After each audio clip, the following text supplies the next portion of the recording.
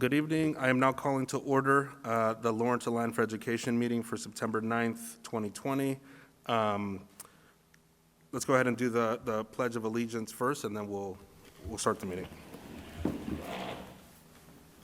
I pledge allegiance to the flag of the United States of America, and to the republic as it stands, one nation, under God, indivisible, with liberty and justice for all.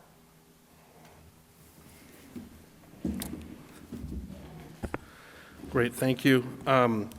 So we're holding this meeting in person, but again, as a reminder, with the governor's executive order in March, we are able to have board members participate remotely via Zoom, and we have at least one more board member doing that. We are also streaming this live on Facebook Live currently, and we will be conducting any votes for the meeting and roll call, so I'll call board members. So here we are, we're a week away from the start of school, and I know a tremendous amount of work has been done by our administrators, our teachers, our staff, getting ready for the start of what is, I think, the most unique, or if not one of the most, probably the most unique start of school year, that we've probably ever had. So this is our monthly meeting, but as you all know, we've been holding, for the most part, weekly meetings as well, just to continue to get updates and, work on the final plans. This is important for us because, again, I feel like we, have heard about the overall plan for the district, and we keep getting updates, and this is just another check-in before we start the year next week. So excited to get into just update superintendent and board member questions. So I will turn it over to you. Great, thank you so much. Yes, indeed, we have been very busy getting ready for the start of the school year. We've hosted many virtual meetings with families and kids and other stakeholder groups, and have held PD sessions and trainings for our teachers and our staff. So today we'd like to revisit the conversation where we left off, and that's just an update of where we've been, in particular and specifically the assessment needs. And so I'm going to ask my colleague Denise Snyder to make that presentation. And I'm sorry, Denise, as you're going to the mic, I just, on the agenda, the item after the pledge was public comment, and so we actually have no one signed up for public comment today. Just as a reminder, we do collect public comment via the info@lawrenceallianceforeducation.org website. We did receive letters, and board members did receive them in advance of the meeting, so, and they are a part of the public record. So, sorry, Denise. Good evening. Can you hear me okay? Excellent. All right, so this is a follow-up from last Wednesday, and we're excited to give you an update on the progress we've been making. Our first slide, if you want to move, Dave, is to our goal, just as a reminder. Our goal has been and always will be to connect with 100% of our families regarding all of our students, to identify resources that may be needed so that every student can actively participate and be successful in school. In our next slide, we talk about the outreach. And the outreach... Denise, I'm sorry. I'm going to interrupt you. I'm sorry. We're getting at least one report that it's hard to hear. Okay, sure. So for all of us, if you could just try to speak into the mic, we'll see if that helps. Thanks. Yeah. You do it like that, maybe. All right, so the outreach, first of all, I want to say thank you. We showed you some of the ways that we were outreaching last week. You gave us some valuable feedback and ideas, and we incorporated a lot of those ideas, and we are having tremendous success. So, as you know, we started out with an email sent home to all families, got an initial huge bump on that. Social media-wise, we reached out through all of our different levers that we normally use. We also asked our community partners to expand our reach. We asked our families to expand our reach. So, for instance, El Posito de Lawrence Education Group is a it's a Facebook group run by a mom in Lawrence Public Schools, and so she in turn also reached out and promoted our website or the link on our website, sorry. We also, again, use the back to school helpline, emails, calls, and texts. We purposely targeted outreach to our homeless students and our students in foster care. To date, we've made 117 individual emails and 40 additional phone calls just to that subset. We connected with our LFIS graduates, so that's our Lawrence Family Institute for Student Success. We have over 2 undergraduates, and we connected with them. We engaged in virtual coffee hours all last week and promoted the assessment with them, and we've promoted this on our TV channel, the local Lawrence Public Schools cable channel. And we have also started to announce the student assessments on radio and at churches last Sunday with the First Methodist Church, this weekend with additional churches. And again, with all of that going on, the ultimate lever at this point is with schools looking at those lists, identifying which of their families and students have not responded, and picking up those phone calls, the phone to make one-to-one phone calls with those families, because that is really the power of that connection. So, drum roll, we're not at 100%, but let me show you where we are. Last week we were at 52. This week we're at 71%. So our outreach and the efforts collaboratively around this community and from our educators and our school staff and school administrators has been overwhelmingly positive and yielding amazing results. And I think from here, if you'll go to the next slide, Dave, here's something I want to acknowledge. Not only are we up in the percentage, there is actually a slight decrease in enrollment since the last time we came by. And so I want to acknowledge that that is part of the numbers equation. We are down 300 and some odd students right now from where we were last week. There's a couple of reasons for that, and certainly we can come back in the fall with a enrollment report, but again, I just want to be transparent in all of the data that we're sharing. So we do have slightly fewer new registrations. In part, people are nervous about, the climate and whether or not they want to look at homeschooling or online learning or parochial or charter. We have a slight increase in the students who are transferring out. Again, same reasons, and also, moving. Every year we go through a move process.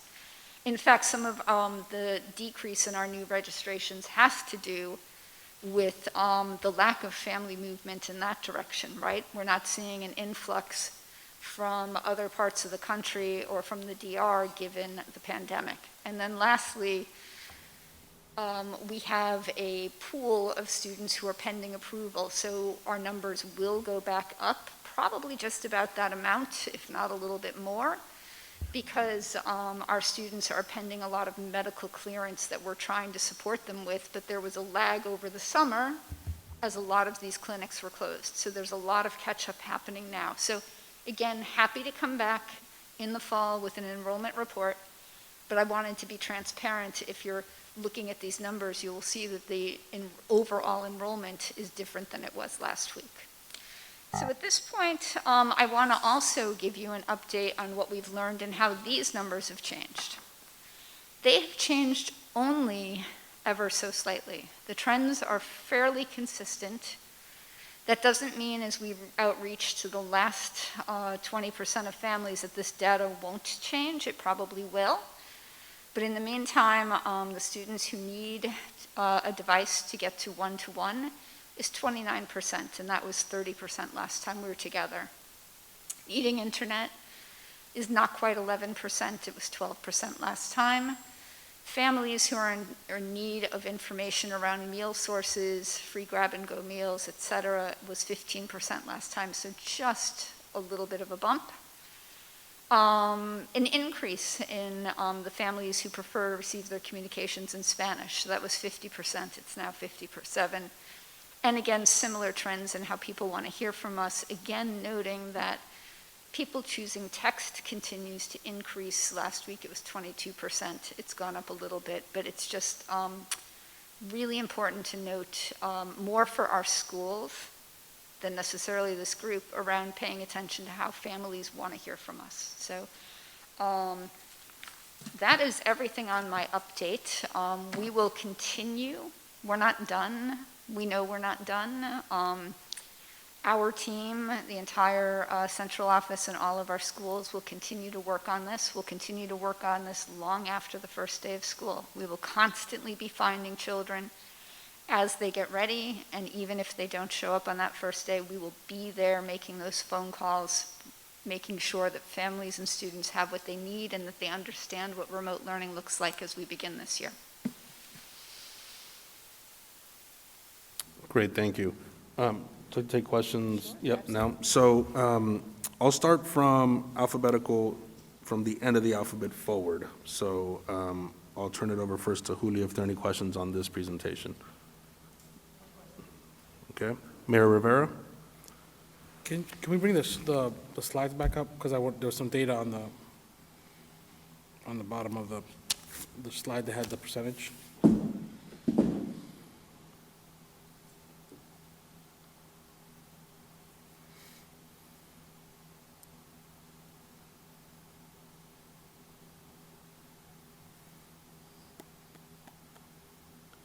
So you're at 71%. There was something at the bottom of that, right? So that's where we were last week, and this is our total as of today at 4 p.m. And the week before that, we were at 42%. What was the enrollment number? It was 92. 13,391, and actually that's on the next slide, Okay. or 2 slides later. So we have 478 less enrolled students, right? Yep. And where are you? Oh, there you are.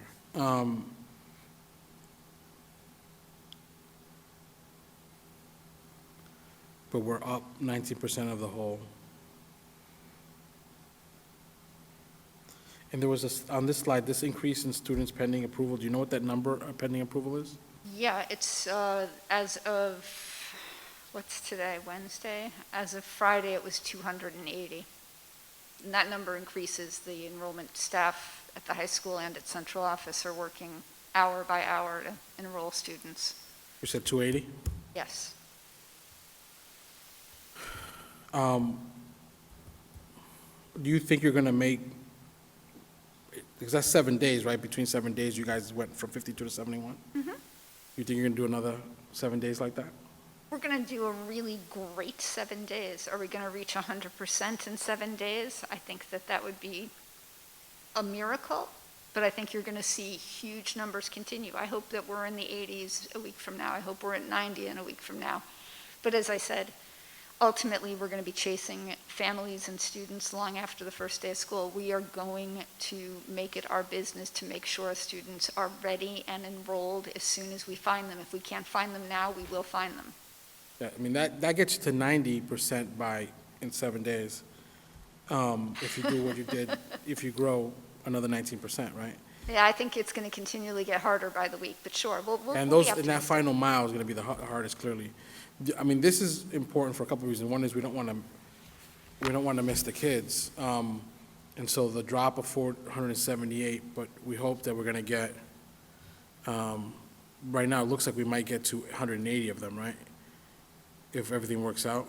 You've got pen and paper there. I mean, you're one step ahead of me. I will say with every newly enrolled student, our enrollment clerks are actually filling out the forms with the newly enrolled students. So we're going to catch each and every one of them as they enroll. So if we have 280 pending, and let's say they all go through, we'll still have dropped 198 students, right? Yeah, and I think that's a pandemic impact. I think Yeah. you'll see that. So this worries me, again, because you're going to miss the students, or parents aren't bringing their students to school. But we also get reimbursed by student headcount. So what I'm concerned about is, I'm not concerned about the 198. I'm concerned about that if DESI decides to say, hey, you can only account for your census, your head count that you've actually talked and put your hands on kids that show up regularly for, Yeah, sure. I think we need conversations are ongoing. We need and it's to be only talking. 90%. I mean, that's going to impact the budget if Understandable. they decide not to. Right. Right. I think that this is a universal problem. I think that we can all, in our looking at how we tackle it, how we engage, how we make sure families know that we have their backs and are supporting them every step of the way. Ultimately, though, people are looking at the conditions and making very, very hard decisions about whether or not homeschooling or virtual TECA, et cetera, or even parochial and charter, where some of these schools are saying that they're going to be open full-time from the get-go, right? These are really, really hard decisions people are making. I don't think that our students are leaving Lawrence per se. As I said, mobility, I'm sure, is down overall.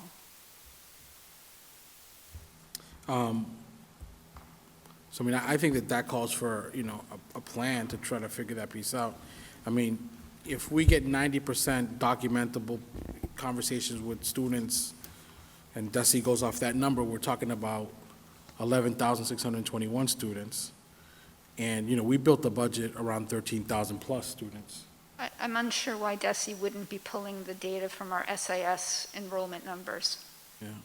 That's where they always pull the numbers from. Yeah, we're in a global pandemic. I hear you. And I hear you. if we can't account kids for showing up to class, they're not going to take enrollment numbers. I I hear you. think DESI's been very clear about I think that you're changing the right. rules.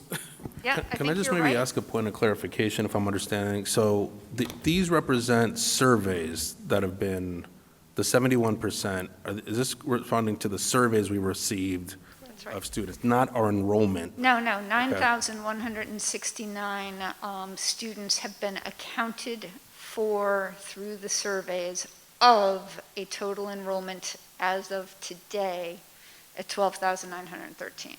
We do have about 280 students pending, and this time of year it is also not atypical to have a late rush on enrollment. You may remember people standing outside the central office for years on end waiting to get in to register. It's still happening, it's just happening virtually. These appointments are well booked. So I expect the numbers to basically be somewhere near a wash, but I wanted you to know that as we look at the data of 71%, I'm incredibly proud of the work everyone's doing to reach families. And, when you look at the overall ratio, it came down a little bit. It's not 13,391, that we were is the big number. Yeah, I'm not, Mr. Chair, I'm not confused by any of that. I'm trying to make a different point, which is, if we can't get data about which students are showing up for class or not showing up for class, in a world that we live today, I don't think it's far-fetched that DESI would say, yeah, your enrollment's a nice figure, but you guys can't put your hands on 12,000 students. You can only put your hands on 90% of the students. And hands, I'm talking about, like, you're interacting with families. That worries me. Because, again, when we start counting the number of students that are logging in to go to remote learning, and we're missing numbers, this does not look like a commissioner and a governor who's going to be very flexible. Yeah, I would just add that this is not unique to us, and we share your concerns. We've had these conversations with DESI about enrollment and why families may choose at this time to delay enrollment, to find alternative schooling options for their students. So we hear you, and we are certainly going to continue to commit to first reaching the over 12,000 students that are currently enrolled. Secondly, getting to the students who are pending enrollment based on vaccines, based on other documentation that they have. And thirdly, reaching out to what we expected were the additional students. So we're happy to do that. Can I just ask? Just one last thing before I pass it over. And the last thing is, I think that the effort that you guys have put on is great. I don't want to minimize that piece of it. I mean, it's really hard to do in this environment. But you know, what would be helpful in the final mile. I know that getting someone to get on Spanish TV and talk to the Spanish-speaking press, there's only 2 channels, Univision and Telemundo. And people have that on religiously in Latino and Spanish-speaking homes in this community. And if we're not on that medium, you're going to miss a ton of people. And, you know, grandparents are primary care providers for these students, and they're watching these mediums. So if it's not the superintendent, it could be one of our staff people or somebody who speaks Spanish needs to stand up at Univision Telemundo and say, hey, we want to hear from you. Here's a hotline number. If we gotta pay for ads, Yeah, so the good news let's is, get ads paid yeah, for. the good news is we did that recently, and I think that yielded the current results. So we were on the Spanish channel media that you mentioned, so we're happy to follow up with them as well. I mean, it's gotta be like we're on fire on those channels because, again, it's just the primary medium. If we don't do that regularly, that final 5% is gonna be a pain. And then again, I wouldn't give it up. I would not put it past people at the state level to say, hey, it's nice you got an enrollment figure that's in the database, but you guys can't tell me how many kids are showing up to class or who need a computer or something like that, and they hold it against us. But Okay, I- let me just, we don't sorry. have the information sorry. to base that on yet, Dan, because, like, Just- classes haven't started, right? This is about survey response, Yeah. but once classes start, then we're going to know how many kids are showing up.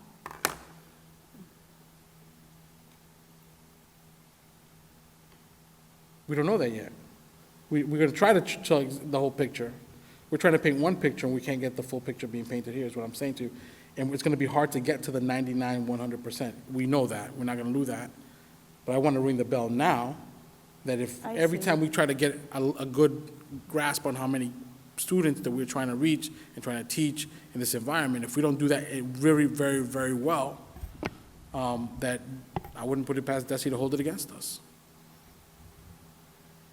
I'm concerned about it. It's the only reason I'm talking about it. I'm concerned about it. I'm more concerned on the 378 students that are not enrolled, rather than the 700 students here difference.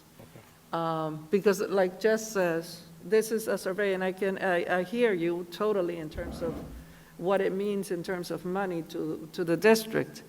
But the question I have is whether that 378 students from the 13,391 that have not, minus the 12,913 that are enrolled, have we been able to determine the grade levels of those students that are not, that have not enrolled in school yet?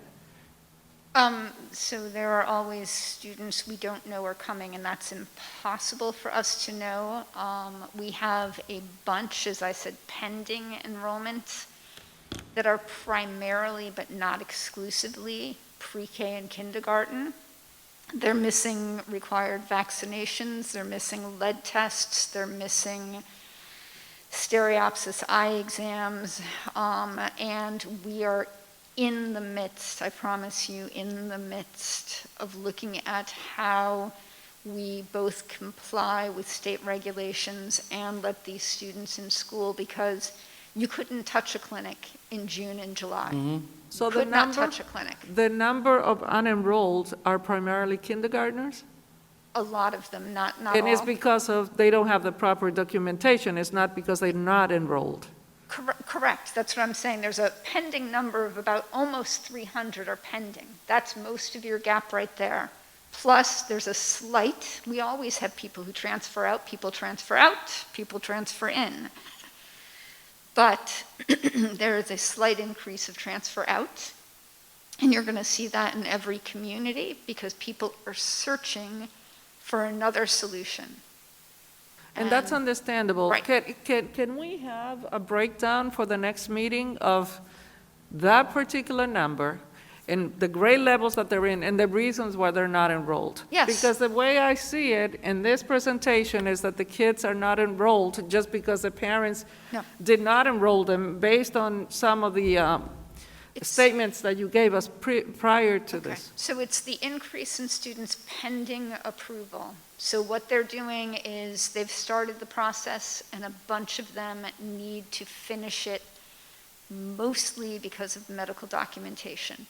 But it is not uncommon this time of year where people have begun an application over the summer, have disappeared for a while, and then say, oh, it's time to start school. Gee, I don't know where my kid's going. And even though we've reached out to them several times, we say, we're all set. We're just waiting on this one document. How do we help you get this document? And we are talking to Desi and others about how can we get kids in school, which is remote, if they maybe have an appointment for their vaccinations but don't actually have them yet. So we're looking at no stone unturned. I have no idea what's going to happen, but we are talking about all possibilities. Okay, so this is not a number that we should panic about at this point. I don't think so. I don't. Really, the only reason I raised it, I didn't mean to make this about enrollment. I meant to be incredibly transparent about our numbers. I'm very proud of the 71%, but some bump came from the fact that our overall numbers decreased. So I just wanted to be transparent. Thank you, appreciate it. But for the next meeting, if we could have that updated and also, to give us the exact numbers of why they're not. Thank you. Happy to. And just for a final point on Go ahead, this, and I'm Mayor. gonna let it go. I am concerned about it. I'm not panicking per se. I know, I'm not, but I think part of it is for us to see it's not the stuff that we can see coming, it's the stuff that we can't see coming, and I just want to be prepared for all that stuff.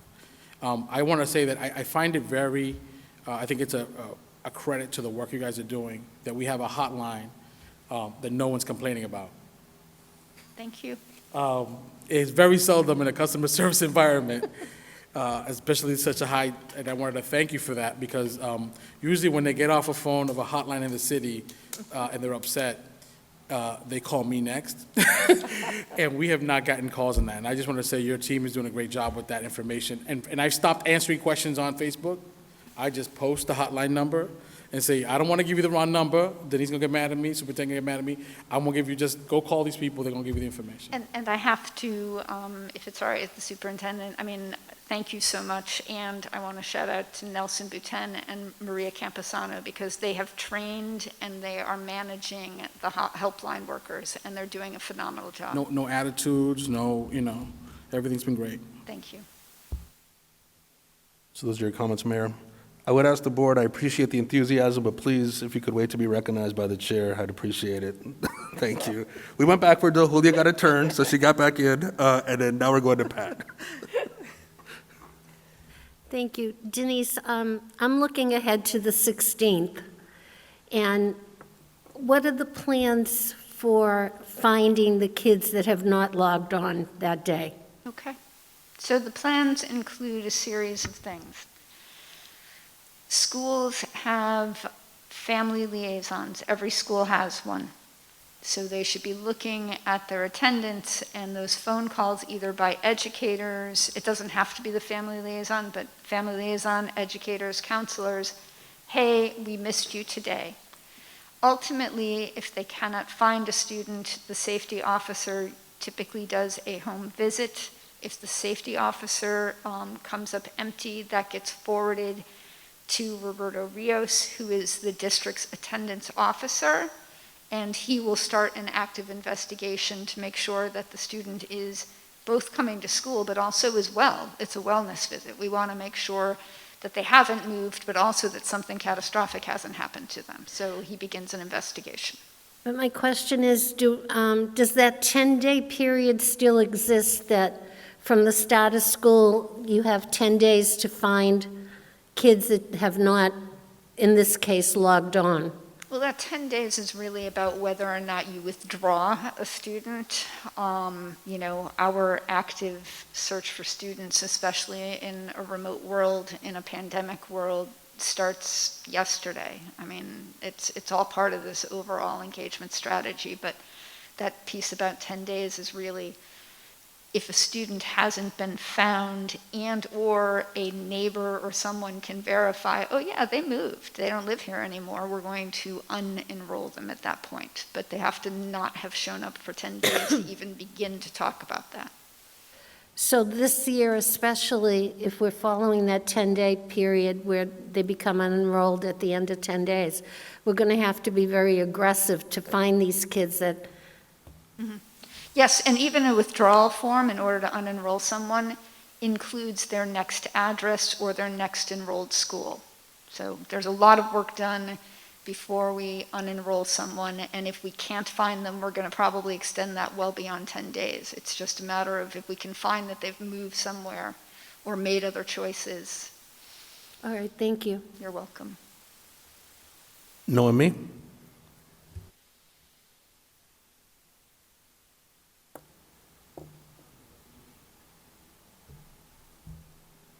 Is she on mute? No, Noemi. can you hear me? Now we can, thank Now you. we can. Oh, okay. No, I was just saying that I don't have any questions because both Mayor Rivera, oh my God, my brain right now, and the others, they already asked a similar question, so I'm all set. Great, thank you. Jess? Yeah, I have a couple of questions. Denise, of the students who have not yet responded to the survey, like the 30 or the 29% that haven't responded yet, do we have a sense of whether, are those just like scattered across the board, or are they clustered in any particular, like at the younger end or the older end of the spectrum? Generally, they're spread out across. The only exceptions to that are some of our very small schools. So I'll pick on the Lawler, for instance, has 139 students registered. You know, they started out with having 70 or 80 kids who were accounted for, and so they started making their phone calls, and almost everyone is heard from. Lots of schools have begun that work, but their population is so much larger that it's going to take them a lot longer to call every family. Okay. All right. And then my other question is around the devices. So I know we distributed a bunch at the end of last year, and I'm pretty sure that we've talked about, and the plan includes getting one to everybody now. So if we have 30% of students, or almost 30% of students are still saying they need a device so that they can have as their very own to focus on, can you just like reiterate what the plan is around getting that to people? Because we do have some parents that we've been hearing from that are telling us that they're hearing from the schools that they're not going to get their device till January. That didn't seem right to me, so I just want to clarify what's going on with the devices. Yeah, I can jump in, because we had a lot of also confusion, Jess, on the virtual coffee hours. Examples include, oh, I didn't know that I have 3 students, and now I qualify, or there's, opportunity for not sharing. Or I didn't know that my device got drowned over the summer. To put it lightly, because I was told many stories about what happened to devices. I said, no problem, we get that. And so we did clarify for families, you're right, this is, the ones that you received in the spring are yours to keep, and so many things happen. We didn't give them brand-new devices, so we understood that to be a gift from the mayor to the residents and city. And then I said, and moving forward, yeah, absolutely communicate. This is why it's important for you to fill the needs assessment. So many families have not filled it out, the ones I spoke to, because they assume I have one already. I don't need to fill out a survey, right? So there was a little bit of confusion about that. I said, no, this is exactly why we still need you to fill it out, just to ensure that you're accounted for. In this example of the parent who said, I have 3 kids, can I pick up 2 more? I said, absolutely you can. Connect with your teacher, connect with your school, fill out the survey also, or on your behalf, your teacher or, school will fill it out so we can account for you. And to your question about the specifics of the devices, so as a reminder, back in the spring, the mayor generously donated the units that we were deploying. We deployed 10,000 units, which were in our possessions, and we replaced every single unit in addition to, for this same reason, so that we were ready in the fall to have the 14,000 units ready to go. So they're back in the schoolhouse, and the direction that we gave schools is like, as soon as you connect with your family, ask them and deploy them. That's happening as we speak.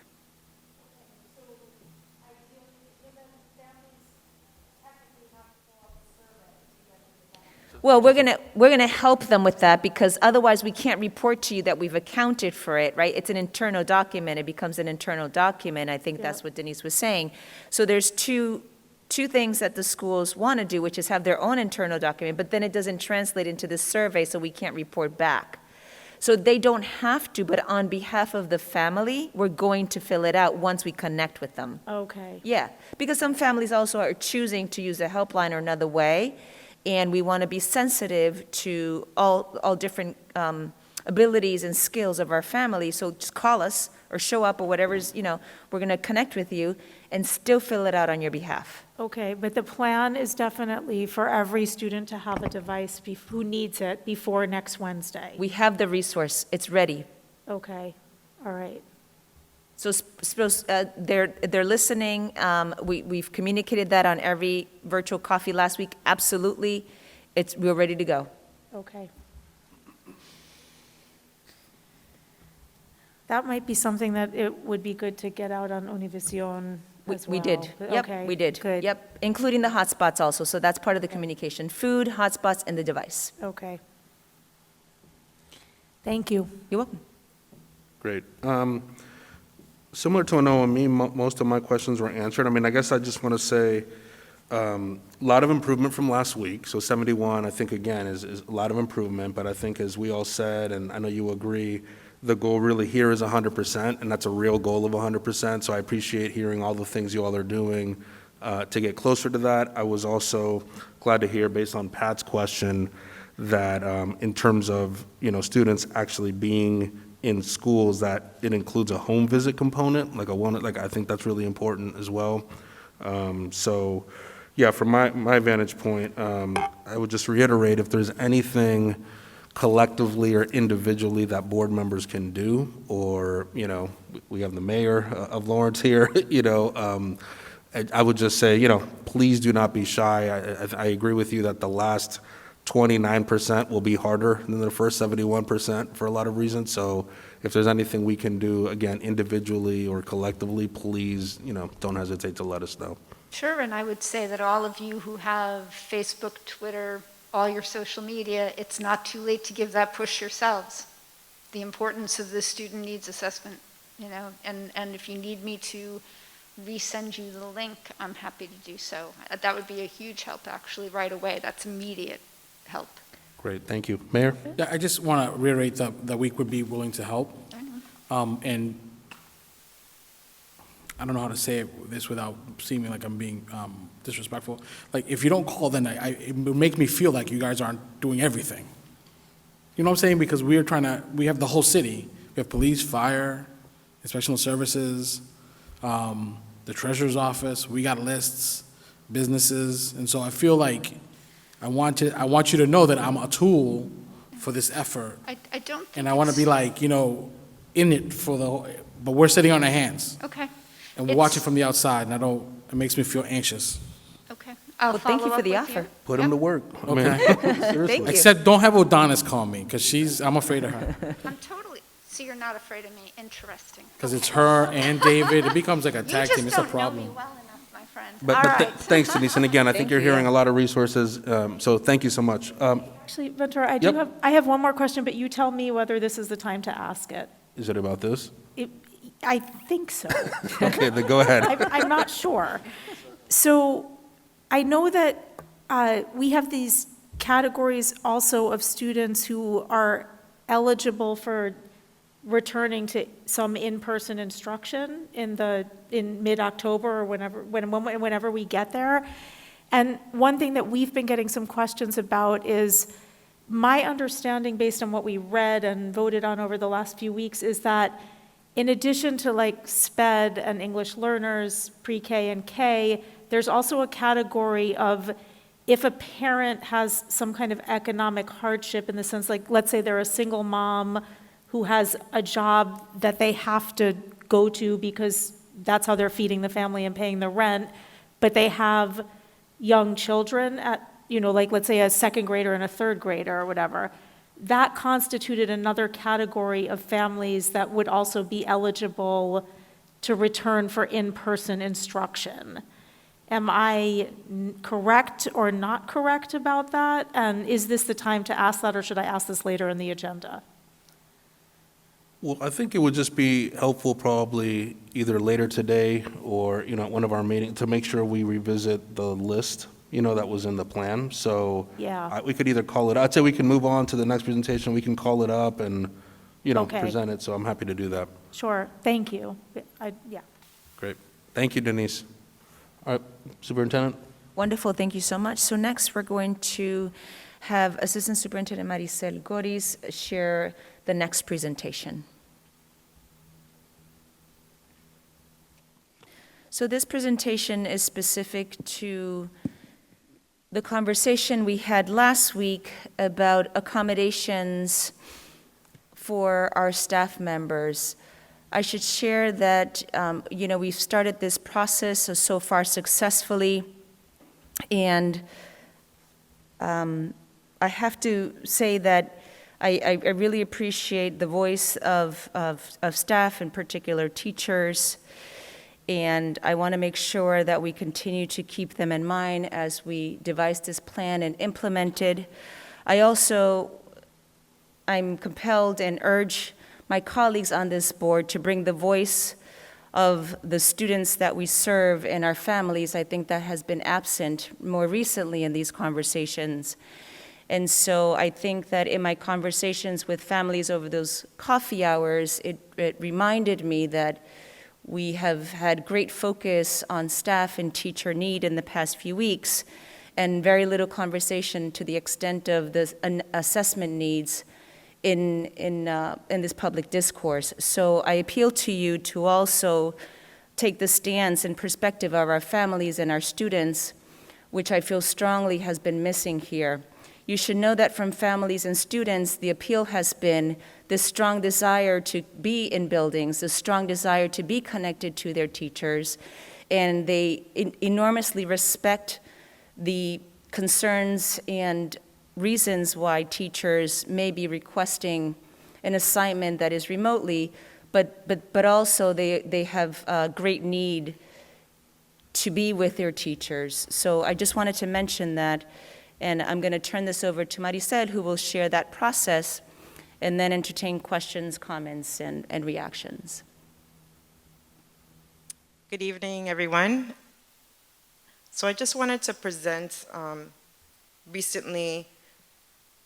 Dave, if you can move to the next slide. Thank you. The Department of Elementary Secondary Education put out a statement about teachers and critical support staff in remote learning districts, and it reads, "It's the department's expectation that teachers and critical support staff working in districts that have a remote learning model will report to their schools to work from their classrooms and educational spaces each day." They provided about 9 reasons why this would be beneficial to students, teachers, staff, and administrators. Number 1, it will provide a level of familiarity to the classroom environment for students. Consistency for students, especially those students with disabilities. It would allow for access to a broad range of instructional materials. Teachers will have reliable internet access.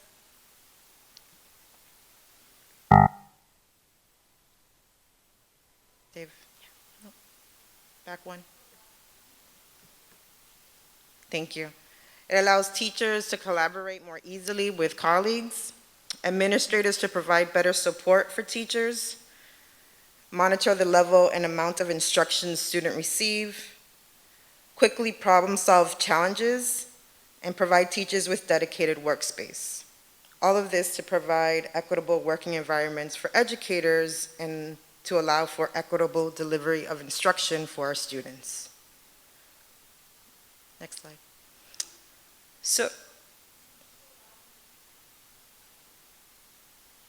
Sorry, can you just go back one slide, please? No, got that.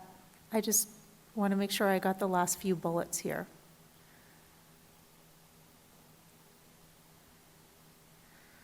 Okay, thank you.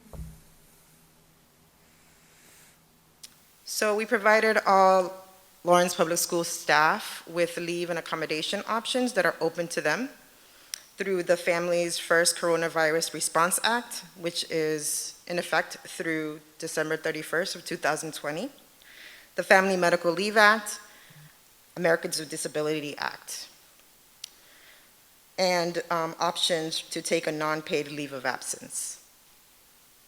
Under the Families First Coronavirus Response Act, staff are able to have their sick time covered with who are sick with COVID-19.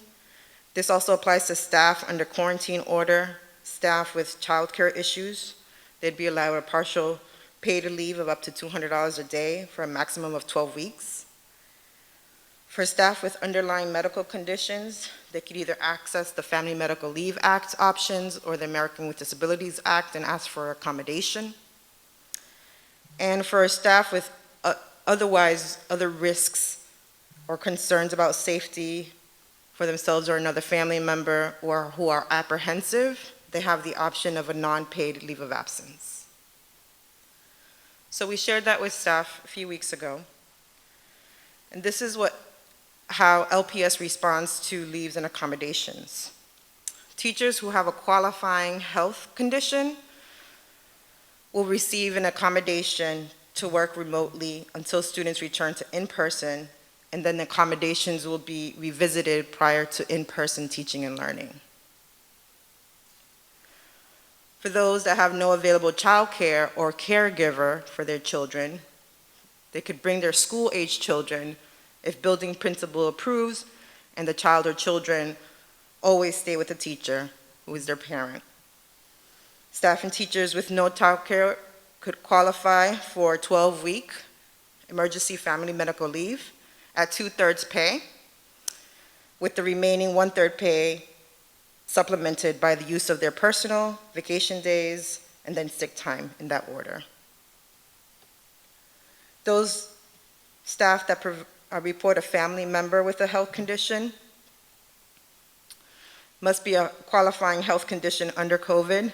They are able to qualify for a 12-week unpaid family medical leave only if they qualify as a caregiver for that member.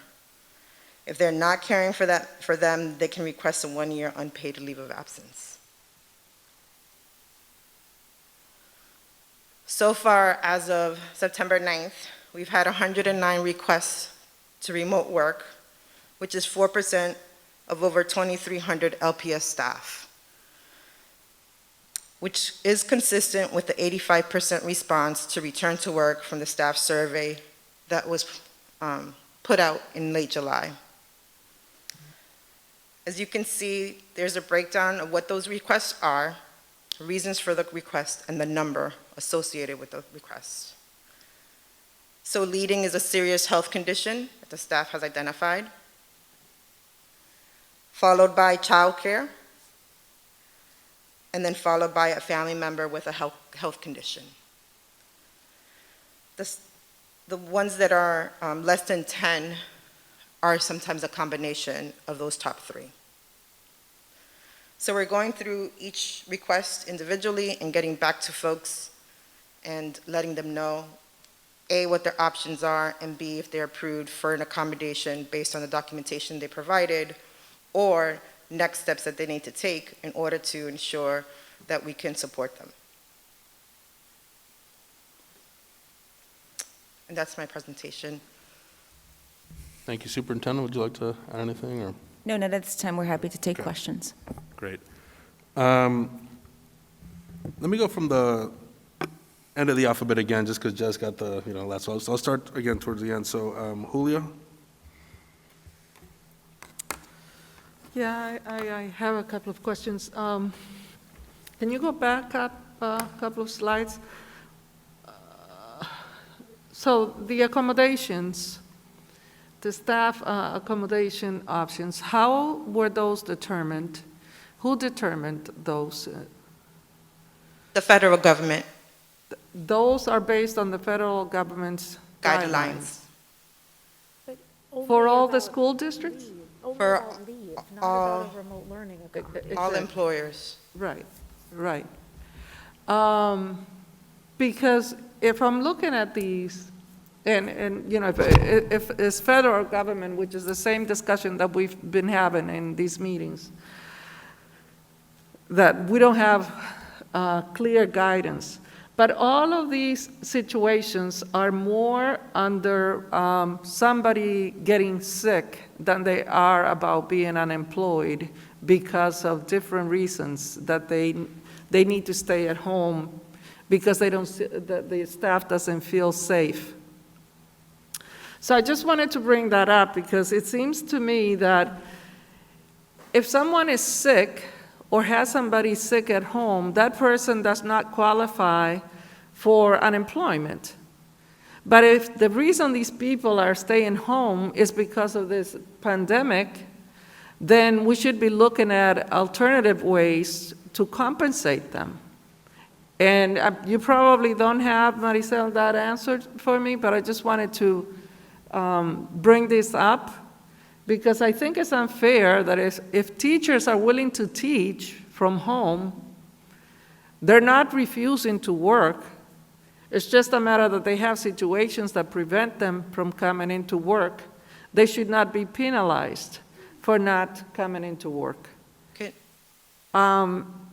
So at that point, we have, under the federal guidelines, we had a lot of people that are self-employed, and these people who have never been able to collect unemployment because they were self-employed and they don't pay unemployment for unemployment insurance, but yet they were granted unemployment because of the COVID-19 situation. But yet we have teachers who are willing to work remotely from their homes for their safety and that of their children, and we're going to penalize them, and they're not even able to collect unemployment. So it's just a point that I wanted to make, and if you have an answer for that, or the superintendent, or anybody, I would like to hear it. So I'm not understanding where the penalization is if they're covered. Well, because if these people stay home, they're all on unpaid leave of absence, or they have to take their vacation time or their sick time to use it for this purpose. I'm not following. Non-paid leave of absence, right here on your last, Yep. I think staff she's being otherwise pretty at risk. clear. Huh? I think you're being very clear. I think so too, but if she I'd doesn't like to understand it, I'd Maricel, the last one that you have here, non-paid leave of absence. Right. If a staff person is otherwise at risk or with concerns about safety or is apprehensive, Right. then you can take a leave of absence, but we're not going to pay you for that. Where the staff person is saying that she's not going to work from home? No, so first of all, I was asking questions or clarifying because I want to make sure that I answer your question. So I don't need No, it to be it's raised, 'cause not a problem. It's not Don't about, worry. I can hear, I just wanted to understand the question. Not a problem. Thank you. So we are not encouraging staff members to take leave of absence. But if a staff member does not want to take any of the options that we're providing, that option is available. That's all. With non-paid. Yes, but that is their choice. We're not telling them to do that. But they're not, in this case, when I'm looking at this, I'm assuming that this particular person is not refusing to do their jobs. It's just the fact that they're, because of different reasons, would rather stay home and teach from home. That's my assumption, and correct me if I'm wrong, based on this list that you have here. Yeah, so if a staff person, because we have, and that, I would say that's 6 people who have said that they don't feel comfortable. Out of all the requests that we had, 6 people. I don't feel comfortable. I can do this work from home. So we can't prioritize them right now because we have 103 with actual medical concerns, actual child care issues, an actual member in their family that is high risk. Those are the people, those 106 people are the ones that we know that we have access to based on the federal government that we can accommodate. Those that are apprehensive or have some fear is the federal government hasn't provided other options, but we're saying you could take a paid leave. You won't lose your job. We understand you want to make that decision. We're doing everything in our power within the school buildings to make sure that staff adhere to the safety precautions. Again, we're talking about 6 members. Getting back to what the superintendent just said about the percentage of parents that, I mean, you have 109 people out of 2,300 staff people in the city that, you know, for some reason have a condition that deters them from coming back to work in person, correct? I must say that many have submitted saying that they have one, and we're still waiting on documentation so that way we can support them. But yet, when I look at the presentations that were the returning to school plan that was presented to us, 85%, 65% of the parents stated that they had issues with their children returning to school. But in today's report from the superintendent, that number has changed. Supposedly, a lot of the parents want the kids to go back to school, but that is not the numbers that we have in the reports that we had. And about 87% of the teachers and the staff were reluctant to go back to in-person teaching. So all these percentages that we were presented with all of a sudden are changing to the benefit of the school department. And I'm not blaming anybody here. I'm just pointing out the things that the inconsistencies that I'm noticing in this whole plan that we have. Because if we have these number of inconsistencies in these percentages, then how should we trust that all of the other information that we're getting, it's accurate?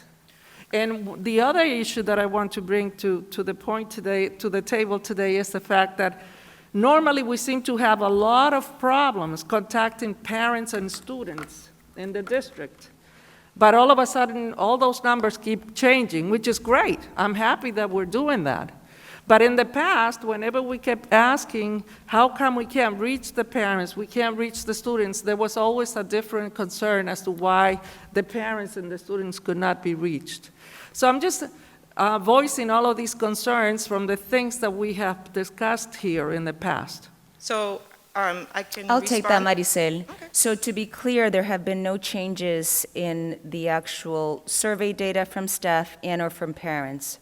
So I take issue with that. My comment about families is specific to my most recent conversations with families who include students of ELS, who include students with special education needs. And so the discrepancy might be that we do have generalized students, and as I mentioned in our last meeting, I gave you the example of the father who has 3 students, one who goes to Enlace, and his heart, he knows that this high schooler needs to be in school because she's learning English for the first time, and yet he's apprehensive. But the need for the connection, which is what I was voicing, and I urge you and others on this board to bring the voice of students and families, is what I'm bringing forth here. The discrepancy is none. If you revisit the data that we showed you last time, it was 87% of teachers who were coming back. Correct. It's still the same, it remains the same, and it's consistent with this data here that you see 2,300, just 4% of those are sharing that they need an accommodation or a leave. So I just want to be clear that that data has not changed. We're actually, in fact, making progress on that data, to your point about how well we've done so far with the assessment needs, and that this anecdotal data is more recent because it's live conversations versus, you know, the survey that we sent out back in the hybrid versus remote model data that we shared with you almost a month ago. And the 87% was with the hybrid model. Correct. That you discussed. Yes, But so- when we look at the other numbers, the other percentages of the people the staff people that were concerned about returning in-person teaching was higher. The 20% was the number that you referred to in the previous presentation of the high-needs students.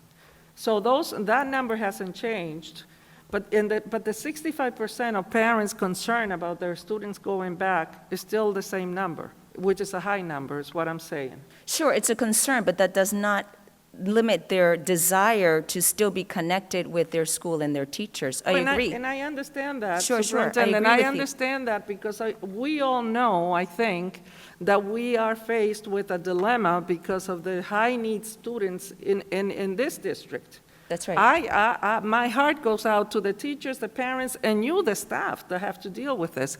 But I think we have to be very, very careful as to how we handle this because of the concern that so many of the parents as well as the teachers have expressed about coming back to school in person. I guess my comment is very specific to the reference that we have changed numbers. I take issue with that because that's simply not true. You might take issue with numbers, but it was your words today saying that a high number of the parents were in support of coming back to That's school. still true. That is still true from my last conversations with families. Well, not based on these numbers. Thank you. Thank you, Marisa. Mayor Rivera? I'm all set. Pat?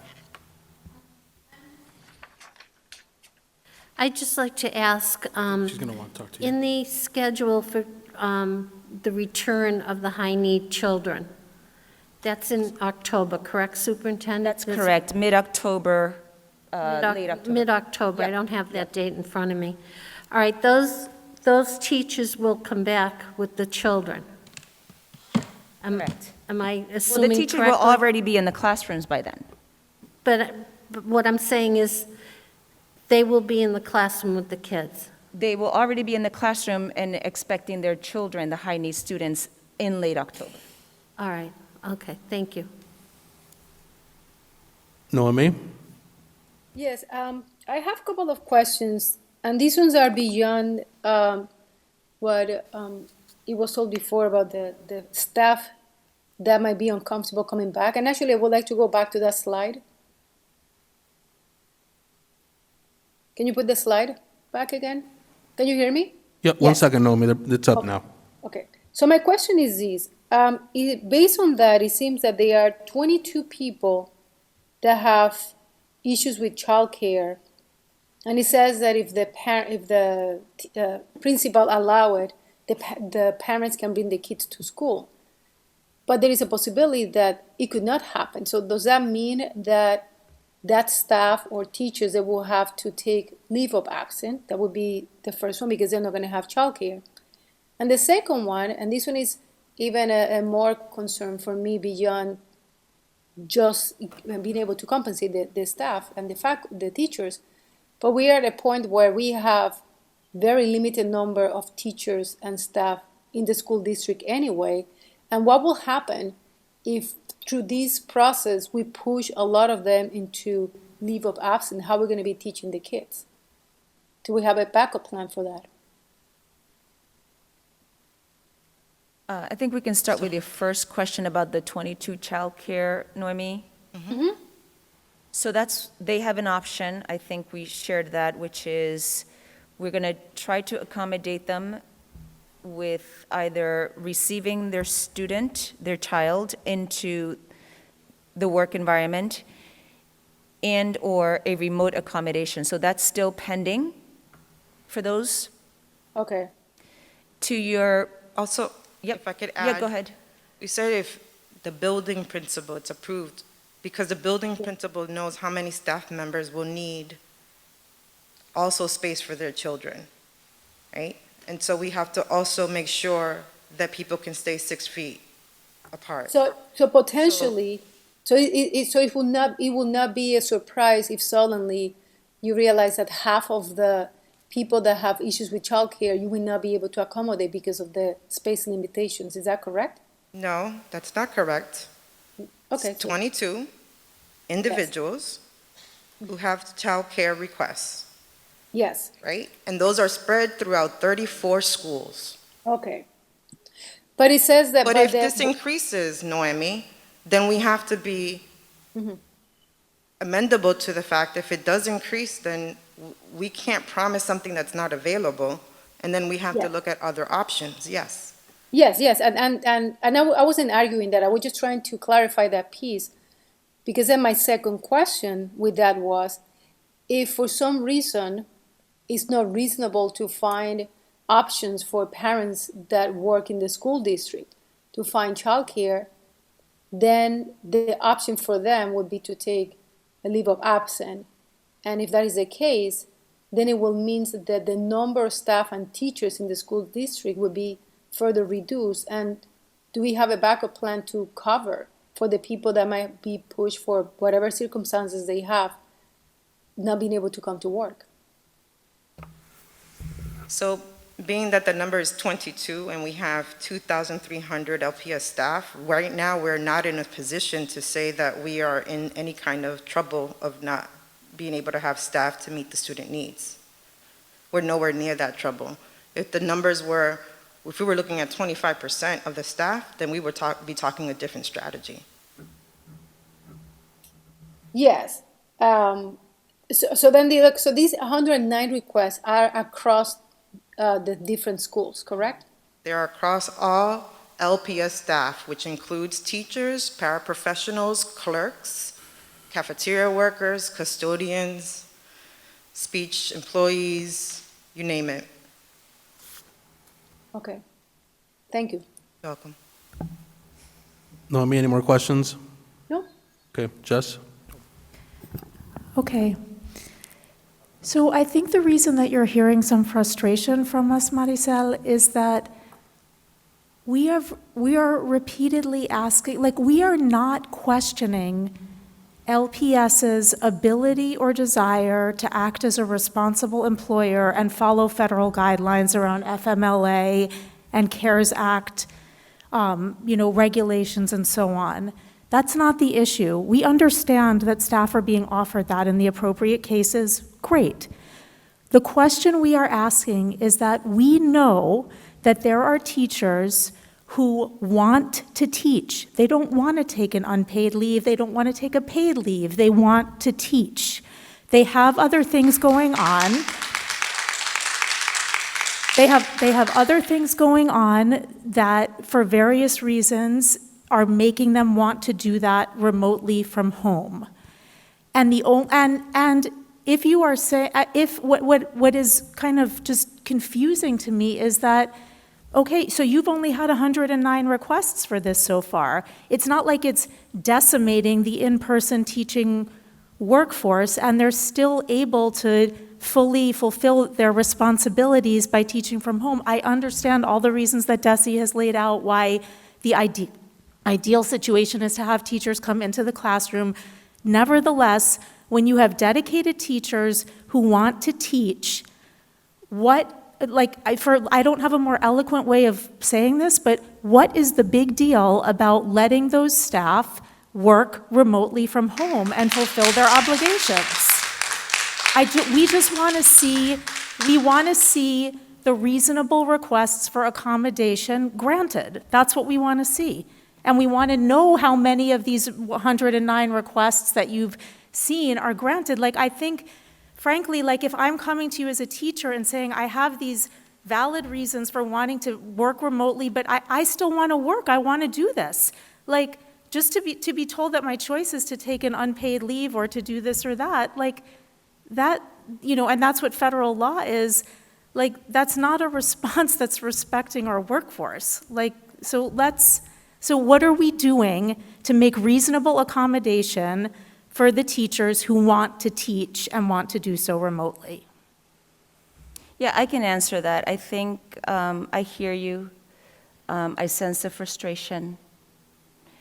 And the data now is, we have six members who have shared, I'm not comfortable. Okay, so we hear you. And so I think the question is, well, how do we ensure equitable, how do we ensure that this is an equitable process, right? In a few weeks, we're going to ask high-need staff members to join. Where's the equity here? So how do we do that? So we don't want to be put in a place of judge or to be subjective. And so I agree with you that if we follow the federal guidelines, that may feel a bit limiting. We actually think it provides flexibilities. But where do you draw the line of being equitable without having to place judgment on every request? Because your fear may be greater than mine, but if I'm in the same pool, so how do we make that decision? And to say that, and how do we follow a process that also makes sense? Because we don't want to put members in this position where now you have to like share what that level of fear is for you or comfort level, right? And so I think we do have to have a process. I think we have to be flexible. I agree with you in that process. And at this point, we're in a very good position to accommodate everyone who needs that. So the question is, why not trust the process we have now? Let's let it play out. Let's ensure that we are respectful of those accommodations and the folks who are following that process. And let's look at them in a way that we can say in confidence that everyone got what they asked for. But I hear your point about the leave option is where you're asking that should not be the only option. I hear you on that. I hear you. Exactly. It shouldn't, and I just don't think it can. And I think along the question of equity, I think what we know from the survey data is both that there's a large proportion of teachers who have concerns about in-person learning, but there's still a large proportion of those who are willing, nevertheless, to come back and teach in the classroom, right? Which is great. I think that's good. And I do want to be clear, like, I think getting back in the classroom is where that needs to be our goal. And, I also want to be clear in the interest of full transparency that, if there had been an in-person option for my child, I would be sending him to school. I want him to have the in-person instruction. But I also understand that many parents are concerned about that and don't want to do that. And I understand that many teachers, for various, very valid reasons, have a lot of concerns about that. So I think even the fact that you're only getting 4% of requests is telling you that, let's trust all our teachers, right? Most of them are saying, okay, I'm willing to do this, I'm going to do it, I'm going to come back, I'm not making a request for accommodation. But if someone is at, a level of fear or anxiety because of, very valid things that are going on in their household or other things that they're dealing with or just the level of apprehension that they have, then it feels like the wrong fight to have and counterproductive to, force them to make a different choice. I want to be really clear that I think we need to be really flexible about this. Before I speak up, Mayor, I know you had something you want to say. So we asked staff, and these are the respondents to if you had an issue, whatever it may be, tell us what it is, and we're going to fit you in one of these categories. When did we do that? Yeah. We did that, this is the 3 weeks second or ago. third week. 3 weeks ago, 3 we weeks sent ago, out, yeah. these are your options if you're looking for a leave or an accommodation, being that we are all reporting to work. This was after the vote that you guys had voted on teachers reporting to the classroom, so we had to put the policy together, which was vetted to other districts, and we presented it and sent it to the staff to let them know the process by which requesting for any leave or accommodations, their choice. We're not making the choice for them. It's their choice, what they want to do. I mean, the reason why I asked that is because I think that there's a disconnect between the number of people that are asking us to do something different and those numbers. You're right. And this is real world. Stand up and be counted. And if you have an issue, you should say you have an issue. This is probably a third of the number of emails we got. So if you sent an email, you should be in that 6 number. If you're not in that 6 number, then you should go figure out why you're not in that 6 number. I don't want to hear things about people feeling that there are going to be repercussions or they're afraid to stand up or say their name. You got to do that. This is the time for you to say, I have an issue, so that you can find something to do from one of these places. Because I'm here to tell you, I think if the number was bigger, you'd have to do something. You'd have to do something. But the number is what the number is. And I didn't really want to get into this because I think this matter is settled as far as this board is concerned. I'm not really sure we can revisit it. But, you know, again, if you have a need, you have to stand up and say you have that need. We're doing basically the same thing that you guys are doing over at City Hall. The federal government has a layer, and then when we get down to the few number of people who have childcare, we're going to try to figure out their childcare piece. They're going to have to do a service agreement with their director of their department, so that every 4 weeks we revisit, hey, is everything going right, what we're saying with the at-home stuff.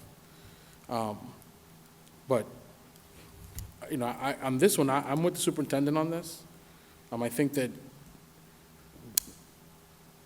we're getting told a lot of stuff that's happening in other districts and in other places and stuff about the virus. And I just think that this is critical for that 20%. Remember, 80% of the kids aren't going to be anywhere near staff, right?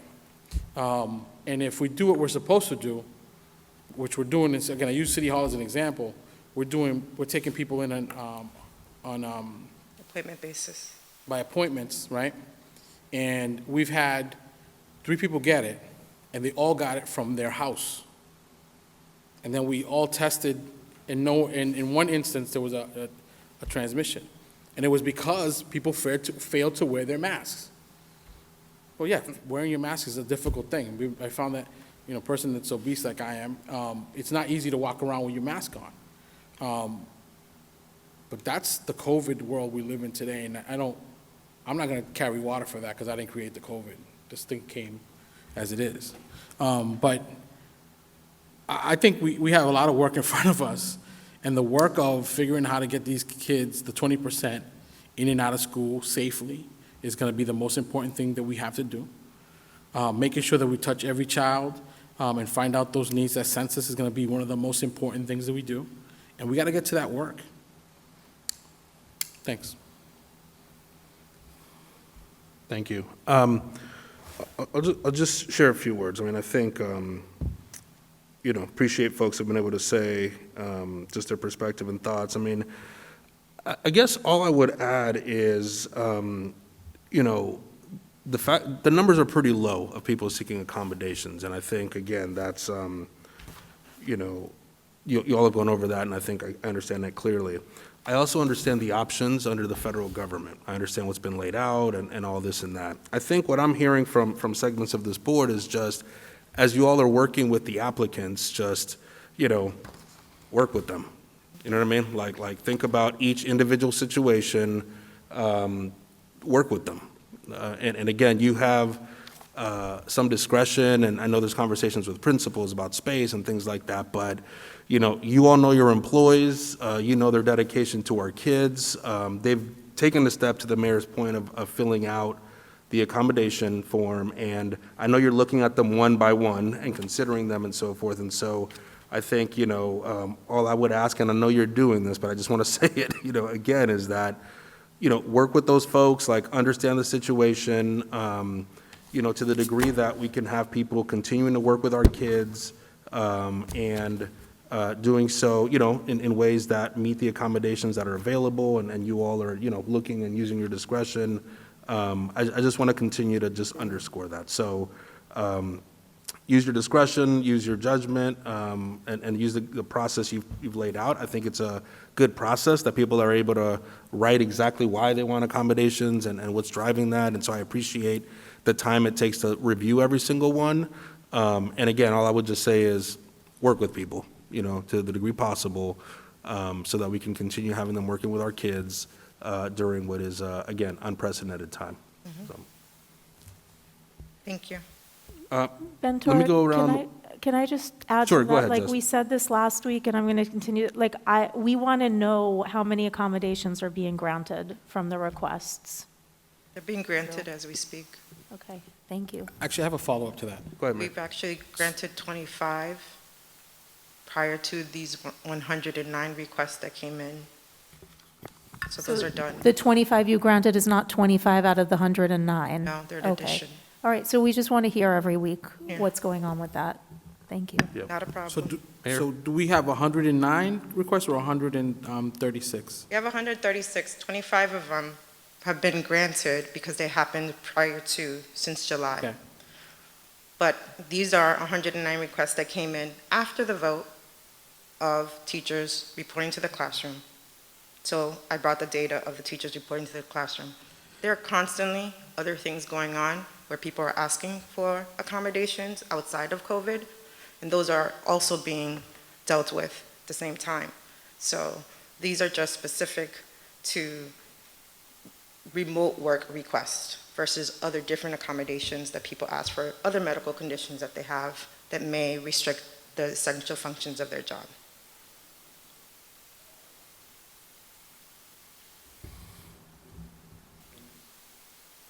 Can't get this to work, sorry. Thank you, appreciate it. Board members, I'll turn any other questions? Thank you. Mr. Chair, I just have, I just want to go back, and I don't know if this would be the proper time to ask this, or should we wait till we go back and discuss the minutes of the previous meetings regarding the vote that we took pertaining to the remote teaching model on the plan that was presented. Should that question be asked now, or should we wait? Well, I guess I would say if there's an edit to the minutes, let's wait till we get to the minutes then. All right, thank you. Okay. Okay, great. So Superintendent, anything else? No, okay. So I am going to take us the other, and actually, before we do that, we are going to go to the minutes. That's what's on the agenda. I do want to say, we typically have an opportunity for the mayor to give any update, from the city side. So, Mayor, before we go to the minutes, I just want to, extend that opportunity to you. Thanks. I just want to reiterate again that the state of the public health emergency in Lawrence. We are still a red community. We had 4,251 people have been positive with the virus. We don't report on people getting well. What we do is, unfortunately, we report on the number of people who have passed away, and that number is at 141. That's as of this evening at 6:30. A large portion of that, again, is getting people under 50. 50 and under are the biggest chunk of folks. Greater than 20 and under 60 is becoming a crazier part of what's going on. The other thing I want to report on is that we do have a continued set of guidances around restaurants not opening past 10, controlling the spread activity that the governor has sent out with us, where if the state police is involved, the Department of Public Health at the state level, something as easy as the only basketball court that had a basketball net in it was the state basketball court because we don't control it, and they took that down. Shutting down the boat ramp that they help us protect.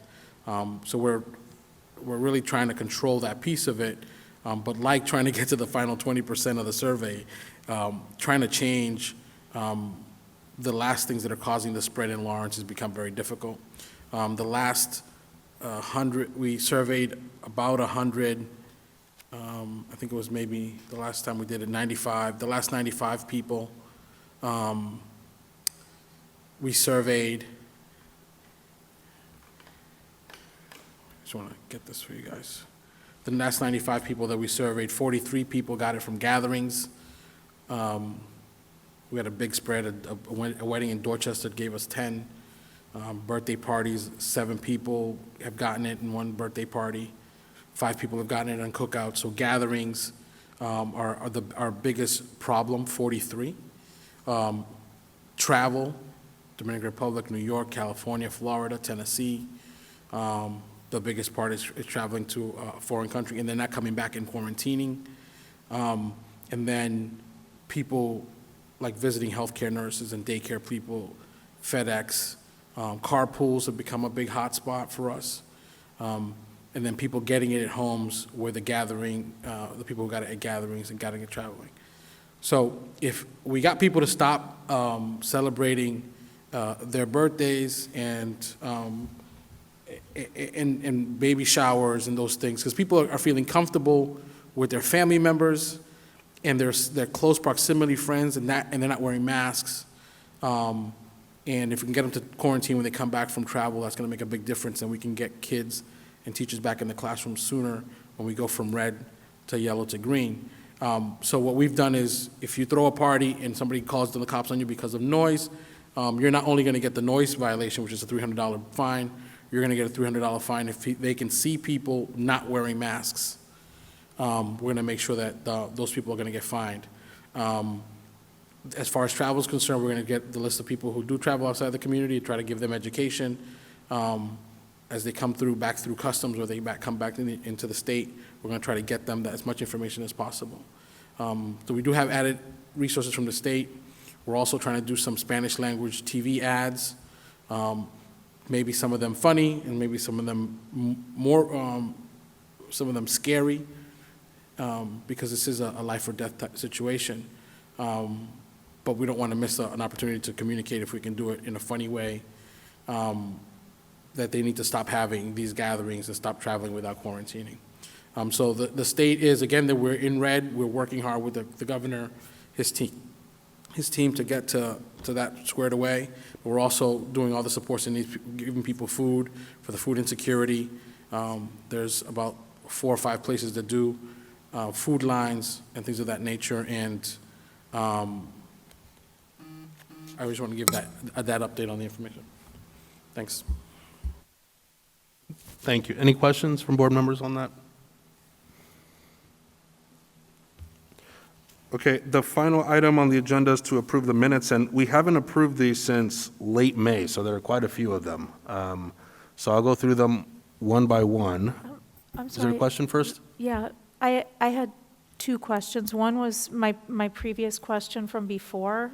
About, yes. Yeah, I just wanted to Yep. figure out an answer to that. So I was under the impression that, we have this larger category of high needs, and then there's SPED, EL, pre-K, K, and I thought there was also a category for families that have some economic hardship. Yeah, I can read them. So I have the plan up. I did pull it up. Okay, So okay. this is from the plan, so I'll be reading. So the students prioritized for the maximize in-person model include the following groups: special education students assigned to a substantially separate program, special education students assigned to our in-district public therapeutic day school, pre-K students identified with disabilities through early intervention along with a cohort of typical peers, all kindergarten students, including those with disabilities and those progressing typically, newcomer English learners, grades 3 to 8, newcomer high school programs, Enlace and International High School alternative programs, RISE and High School Learning Center,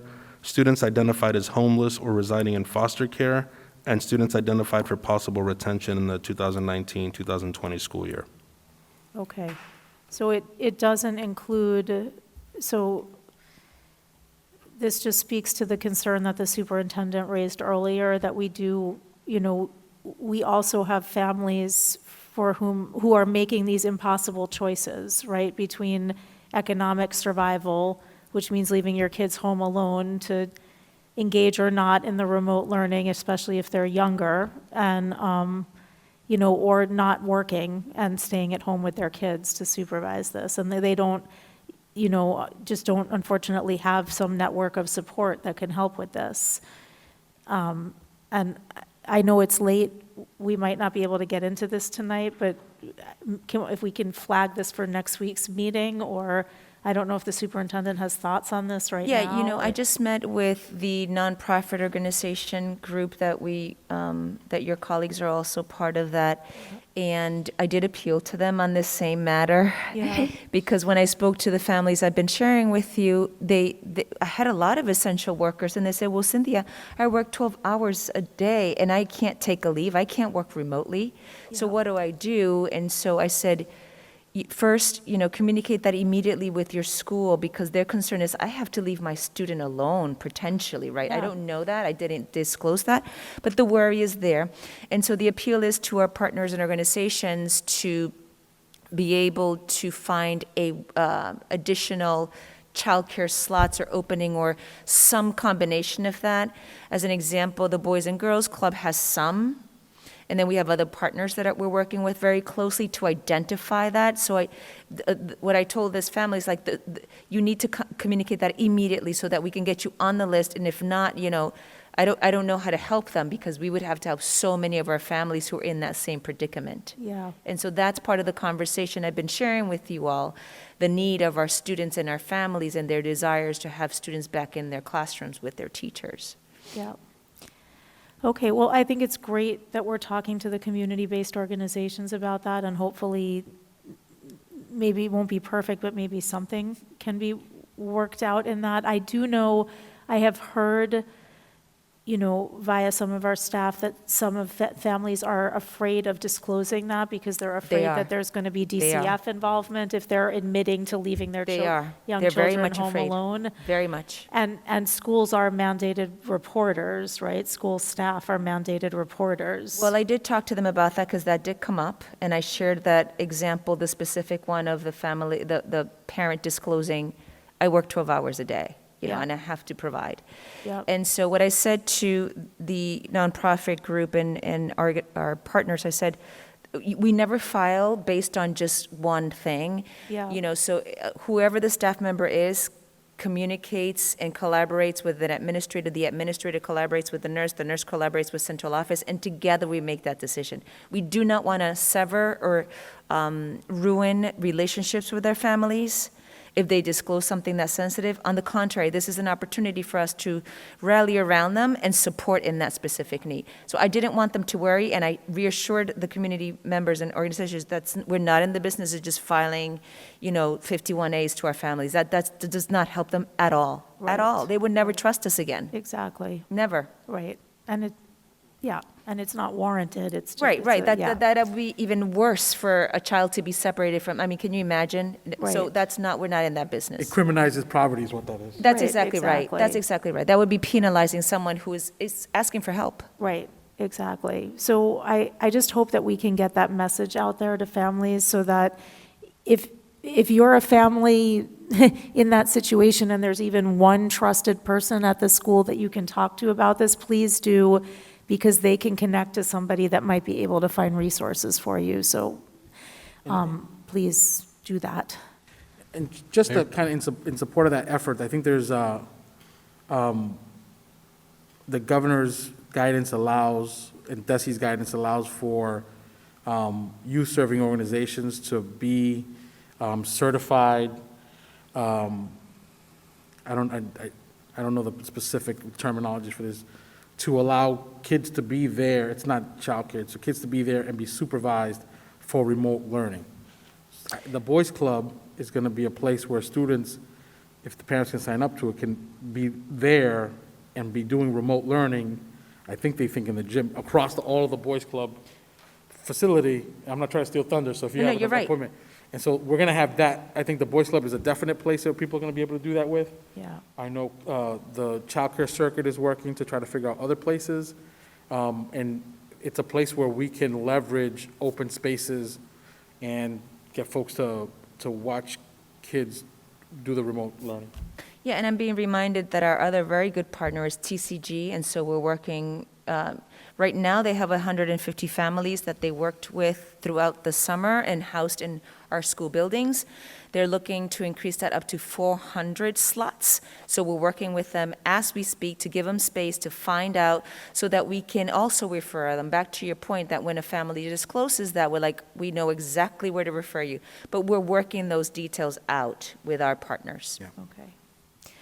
All right, and then my other question is just around, this is just a suggestion I want to throw out at the end. We don't have to have a lot of discussion around this, but I just think LGH has done, Lawrence General Hospital has done a great job implementing their free testing site here, and if there's any way that I don't know if we have a conversation going on with them, but any way that they can be a resource in support of helping people feel safe or comfortable or getting testing done regularly, in some way, I think that that's just an avenue worth exploring and a partnership worth exploring for LPS. Yes, thank you. And we're working with them already on the flu vaccinations. Great. Anything else?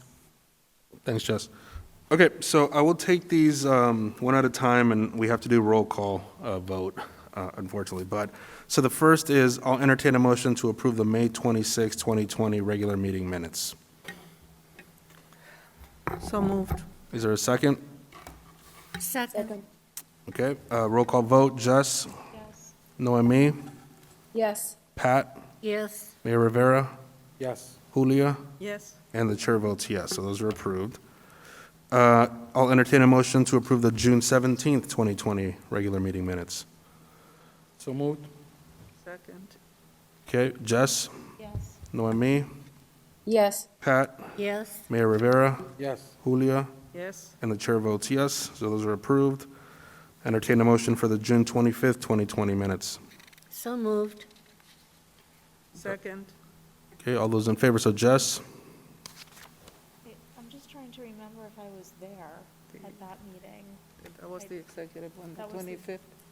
Okay, There were two. I'll vote You can yes. abstain if you, Oh, Yeah. I'm sorry. I said I'm trying to remember if I was there. I know that I was not at the August 19th meeting, but I just don't want to vote yes if I wasn't there. If I was there, I vote yes. If I was not there, I abstain. in terms of the minutes, at the top, we had Julia, Ventura, Pat, Noemi, and John.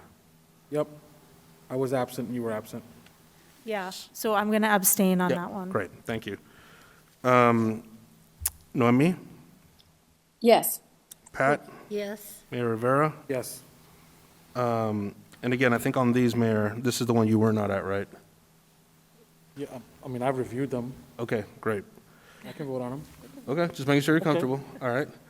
Julia, Yes. and the chair votes yes, so, all right, so now the August 5th, 2020 minutes, I'll entertain a motion. So moved. Second, Second.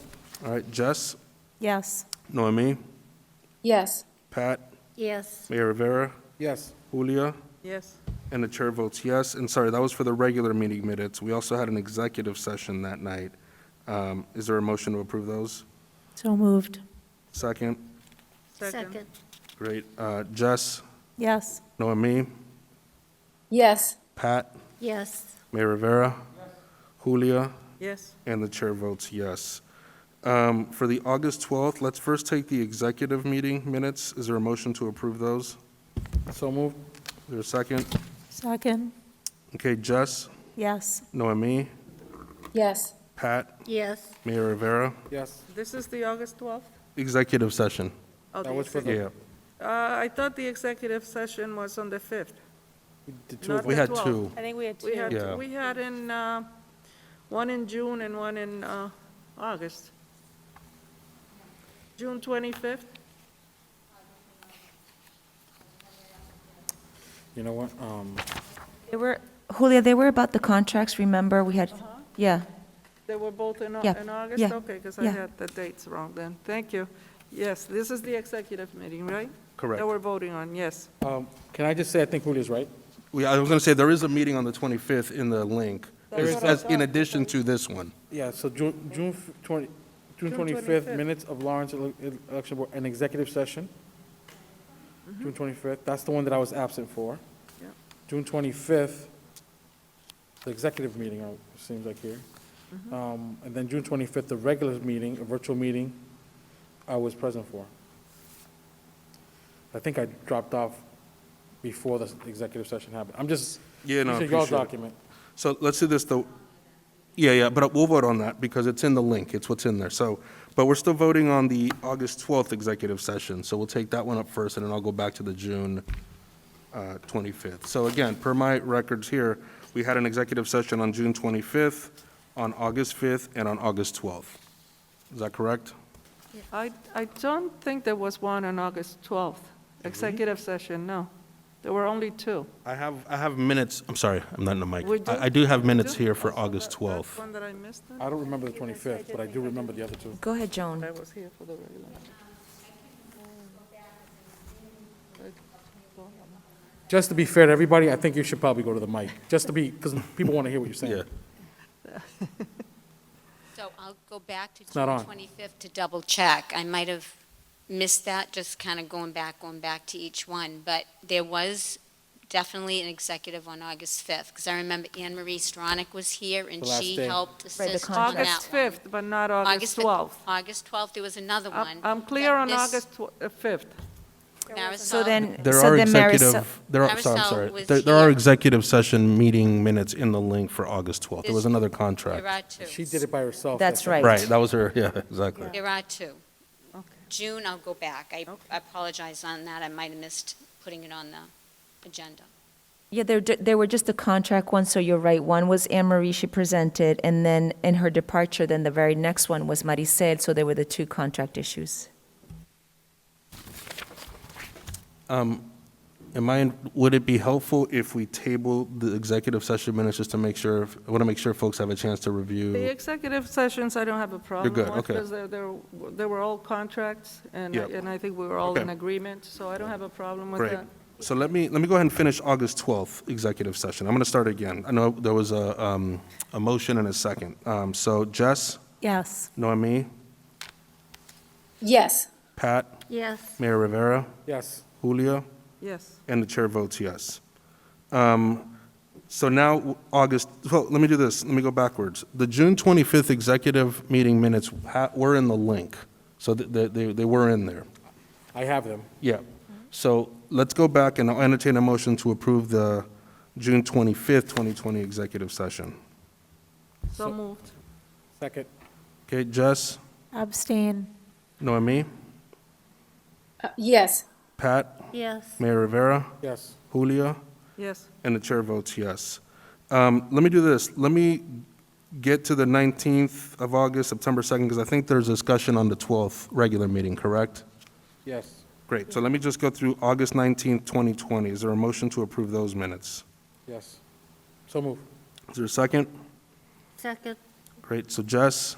I'm going to abstain from that one, Yep. too. Noemi? Yes. Pat? Yes. Mayor Rivera? Yes. Julia? Abstain. And the chair votes yes. And then September 2nd, 2020, is there a motion to approve those? Can we just go back? We had two abstentions. Do we have enough votes to pass that? Did you get them September 9th? Four votes in the affirmative. Okay. Yep. On the 19th, just to be clear. Okay. Yep, thank you. So September 2nd, 2020, is there a motion to approve those? Is So moved. there a second? Second. Great. Jess? Yes. Noemi? Yes. Pat? Yes. Mayor Rivera? Yep. Julia? Abstain. And the chair votes yes. So the August 12th, 2020, I guess, let me do is there a motion to approve second, and then we'll discuss before we vote? So is Did- there, So move for discussion? so move for discussion, is there a second? Yes, Okay, second. Great, discussion's open. I was just Julia? going to ask, did we vote on the August 5th meeting? I don't think we did. We did. We did, yeah. We did that. I'm lost. So many There's like meetings, 10 of I'm them. sorry. There were a lot of minutes to vote on, sorry, that was a lot.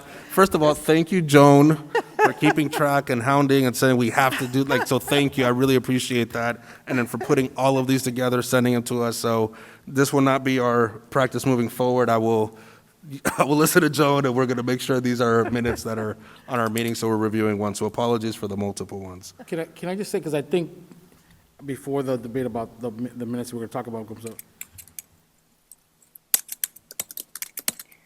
I think I said it in another meeting, that we have to, absolutely, every meeting, so that we don't have this craziness.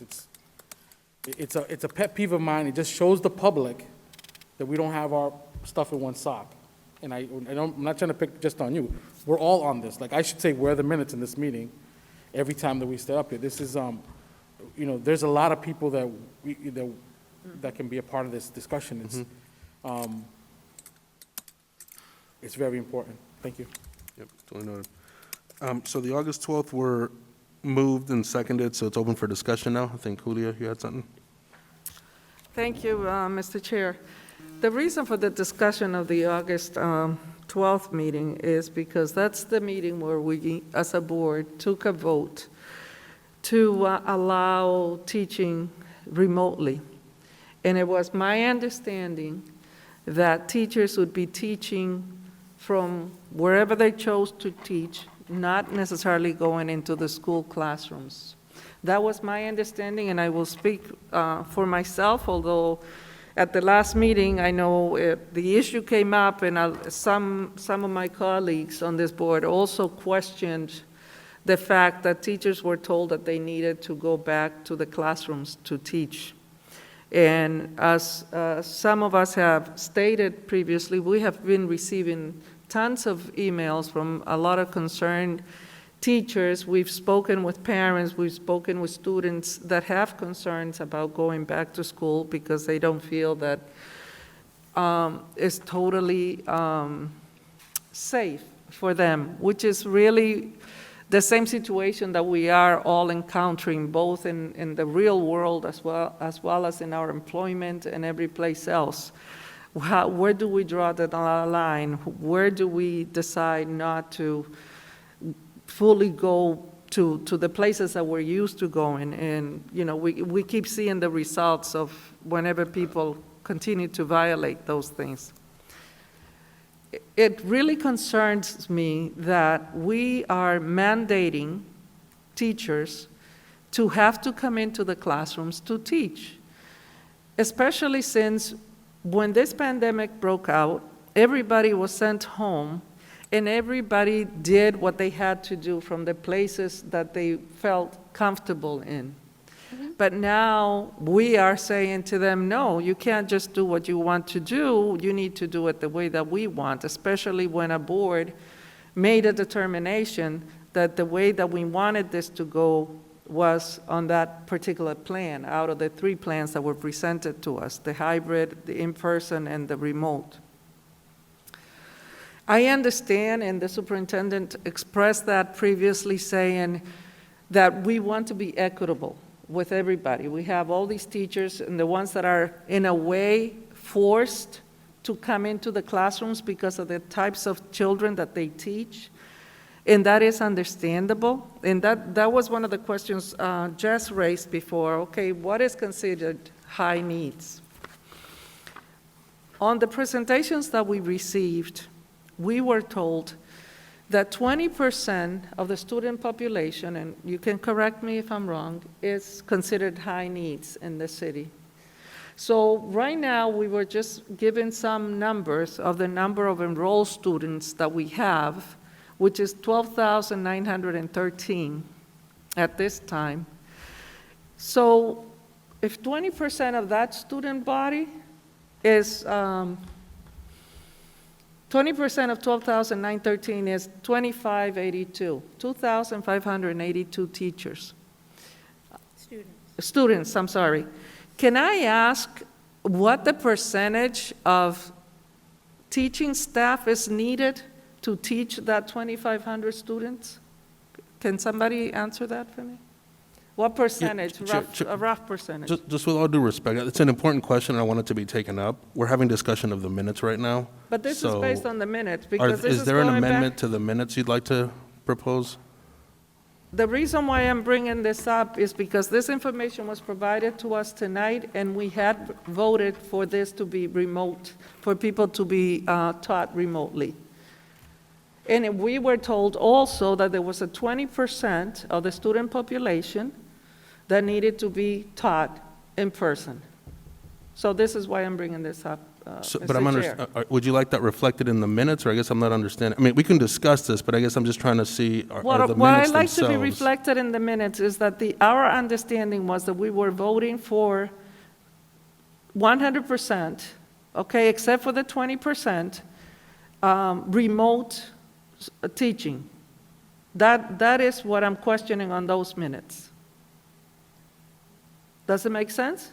Or do I I need to think so, but I don't clarify more? actually, like, so if you I have a If you don't different, want me to go into this numbers, I can hold off on that. Yep.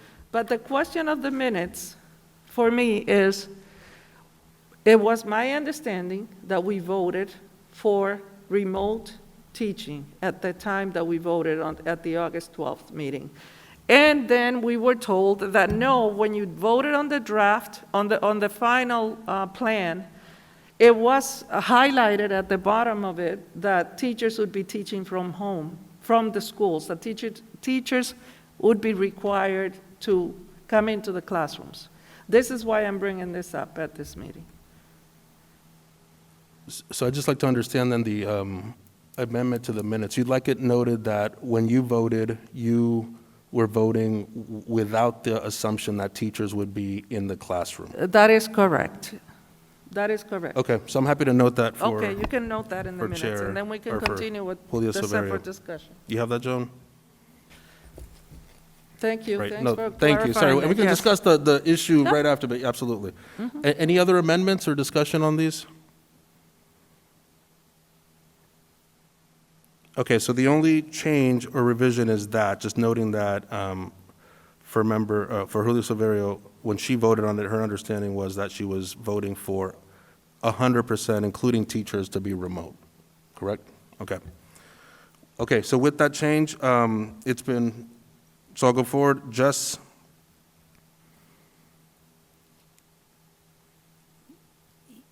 Yes, except that, I mean, I feel like my issue with those minutes might be slightly different from Julia, but like, I also thought that I was voting for a remote start, then up to 20% of high needs coming back on a mixed schedule, but that there was not going to be an obligation for teachers to teach from the classroom. Right.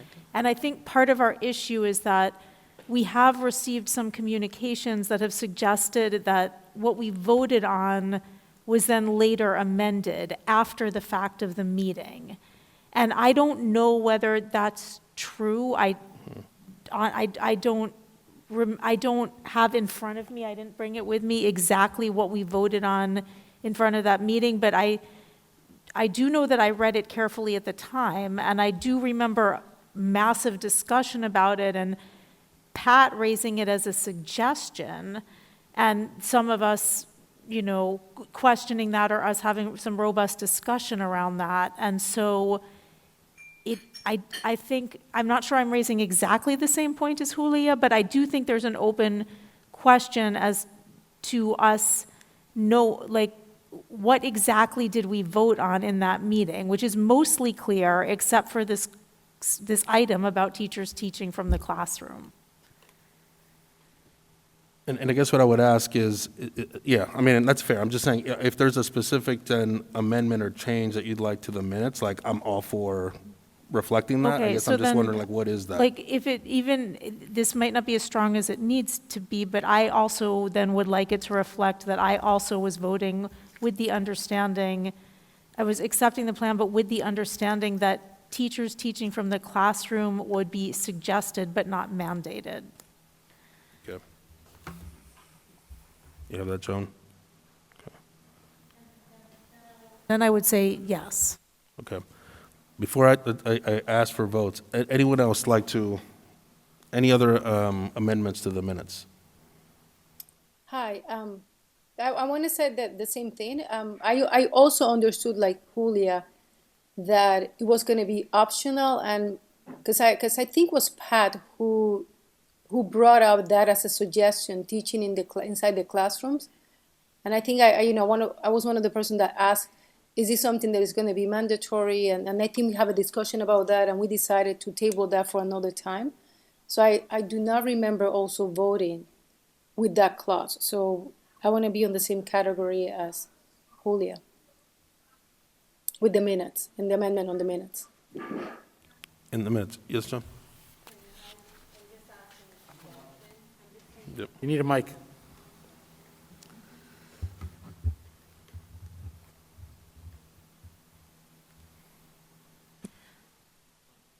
It's just a suggestion.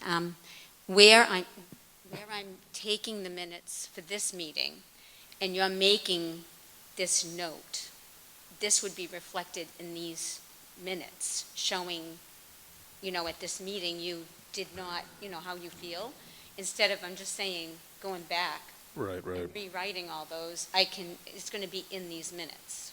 Right, so it's noted for tonight's meeting Yeah, minutes, that the you statements. made your. It has a different effect. Yep. We don't want the record, they didn't want the record to reflect that they voted in a manner that was incorrect. I know it makes it seem like it's a lot more work, but I understand. there's a political purpose to it. I'm not political, it's a negative. Yeah. There's a I'm just trying factual. to explain too, it's something where it was in, like, their thought. No, they're making the case that it wasn't just in their thoughts. I think we should just let the voting happen. Well, the minutes will reflect what the minutes reflect. I know you had I know you had a concern, Just and I vote. listened to it closely on the vote and everything to make sure it was exactly in the vote way, but, I'm just suggesting. I don't, Yeah, Thanks. I just believe you want it noted Yeah, in the just meeting change it. minutes. It's gonna correct? the minutes Yeah. of the August 12th will reflect what was Yeah. recorded, but it needs to be stated that that was not the intention of the board members at the time. Of the three, yes, we have the meeting minutes, or the amendments, Yes. right? it I'm is. just making sure. I Let's think just that vote. there's also an open question. I would like, more than one person has sent something that showed that what we voted on, there was something else inserted into it like 12 hours later or something and so I don't want to get bugged. I don't want to go down this rabbit hole, honestly, but I think it might be important enough to just like look at what we actually voted on and when was the amendment that said that the expectation is that teachers will, teach from the classroom? Was that in what we actually looked at that night and voted on? Or was that added in, several It hours was, later? it was in the PowerPoint that's in our link of materials that we received before the meeting. It was in the It's in there. PowerPoint, but not in the draft document?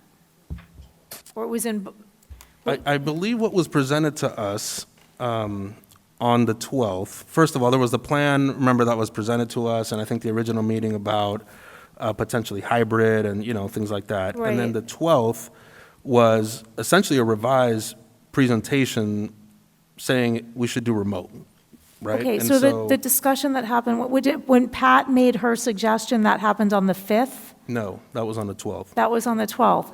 So I guess that begs the question for me, if it was already in the document, why would Pat have to suggest it? No, can I I'm clarify? happy to defer to Pat, yeah, I'm not sure. All right. I believe I made that suggestion on the 5th, Jess. But the document that we voted on, I print everything. Yeah. So the document that we voted on the 12th is what has it included. It does. Right, it's in here. And I'll pass this along if you want to see it. Yeah, I'd love to, yeah. So, but my question with that is something that is such a big deal for a lot of teachers and staff, and the reason why we're having this conversation, I will imagine that it should have been highlighted at that meeting. And one of the questions that I have, and just this goes along the lines to what you were saying, is that because all these meetings are recorded, maybe we will look at what we discussed in those meetings, because I honestly thought that we were voting was on not having as a compulsory rule that the teachers have to be in the classroom. I thought that we said that we're going to table that for another discussion at the next meeting. And I don't remember at the next meeting being discussed, but just put it in the document, and I didn't see it, to be honest. I don't remember. May I, Mr. Chair? Yeah, and I guess, just sorry, Julia, before, I guess what I propose, if there's a lot of disagreement about the minutes, and you maybe want to look at documents and make sure, I would propose we table this until folks have a chance to look at the documents and feel like they've Why would, been able to table look at what? Table what? approval of the minutes, just to, again, to make sure people have had a chance, because Yeah, I'm but hearing a while question, we- sorry, Julia, I'm while hearing a we question table the about approval one of the member. minutes. So I'm sorry, Julia, I'm hearing a member saying that that she'd like to take a look at it and make sure that she, if it was in there, I think that's what I'm Can I ask a hearing. question pertaining to what Joan was explaining before? The fact that if we table these minutes, how is that going to change the thought that we had on August 12th when we voted for teachers to teach remotely. How will that affect I the think that- timing of this? I think that, yeah, I don't know the answer to your question, sorry. It's a Okay. question, I don't have an answer either, I'm just asking. Fair enough. I think we've heard the recommendations of what people want in the amended minutes. I am going to call the question now. I'm going to call a vote, and just a reminder, you can vote yes, no, or abstain. So Jess, What am I voting on now? Are we voting on tabling it? on the minutes, the motion on the floor right now currently is to approve the minutes with the amendments that have been made by the three members. So that's what we're doing right now.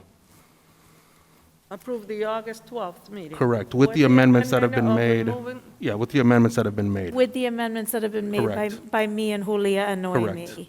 Okay, I guess I'll vote yes on that. Noemi, Well, just to be correct, what is the amendment that we're gonna have? Yeah, do you want to read it, Joan?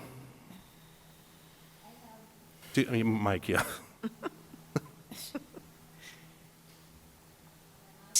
I'm going to ask Naomi to repeat hers, but I thought it was similar to Julia, and I would listen to the video and I would get it correct. But Ms. Severio was, when you voted, you thought it was going to be 100% remote learning, including teachers being remote. And then Ms. Andrews said you agree with that, with the understanding that you said it was going to be a suggested, not mandated, that teachers are teaching remote in the classroom. Similar, but they would be Yes. not mandated, it was the suggested. second part of that in particular. No obligation, yes. Yeah. And then Naomi? Yes, my understanding was that it was gonna be fully online. For the, that, For both, fully remote teaching and students, okay, okay. and this is except for the high need student, that's separate, correct? Yeah, that's what the minutes state Yeah. currently, yeah. Okay, just So- want to Yes. make sure. Yeah. Okay, so with those amendments, all right? Yes. So Jess, Noemi, Yes. Pat, Yes. Mayor Rivera, Julia, Yes, and the chair votes yes. So those meeting minutes are approved as amended. you voted.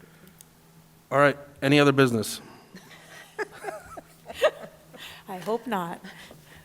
Where does that leave us at this point?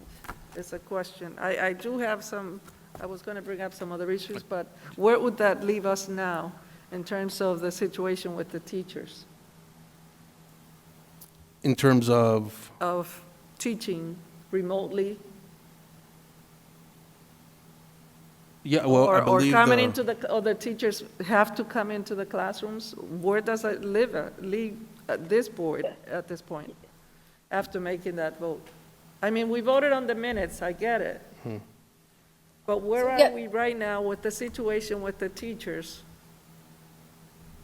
I guess the question that Julia's raising is like, will it matter that we are making a different request? How will that change?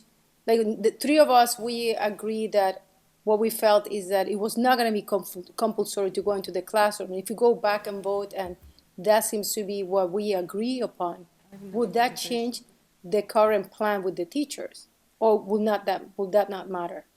Well, I think from my vantage point, this is just me speaking, that we have a process that's been laid out for people to to raise their hand and say, I want an accommodation, and, here are the reasons why. I would recommend, and again, we have 109, I think today is what's been, I'd say in this meeting, and the mayor said it, like, if people seek an accommodation and need it, like, please make it known, like, fill out the form, like, we got to make sure we're accounting for everyone, and that those accommodations are going to be reviewed, and I think, again, what I've heard the board sort of urging the district is to make sure that they're working with people and being, just mindful and as flexible as possible, I'd say. But we have to get people who really want an accommodation to actually fill out the form so we know. I would say let's let that process play out. And again, if let's let that process play out. I mean, I think that's really what is an opportunity for people to say if they want an accommodation, and for people, quite frankly, who want to come into the classroom as well, like, they have the opportunity to do it as well. And I think we can revisit it next week with the data, just sort of, if there's any updated data on number of accommodation requests and, where we're at with approvals and things like that. Julio? But it still brings back the question, because when we voted, okay, back, and I hear what you're saying, let the accommodations play out. But when we took that vote back in August, we were told afterwards that we had voted to include the teachers coming back to the classrooms, and that is the mandate that has been given to the teachers. Yes, you're fine to teach remotely, but you're going to come into the classrooms. So where does that leave us now, is my question, or leaves the teachers to know that they will be able to teach remotely from wherever they choose, that they don't need to come into the classrooms, except for those that choose to come into the classrooms? This is my question now that I'm posing. I think what Ventura is saying, the answer to that is that we are highly encouraging, we need to know who needs accommodations, who's asking for them, right? So we're encouraging everyone who needs it to ask for it.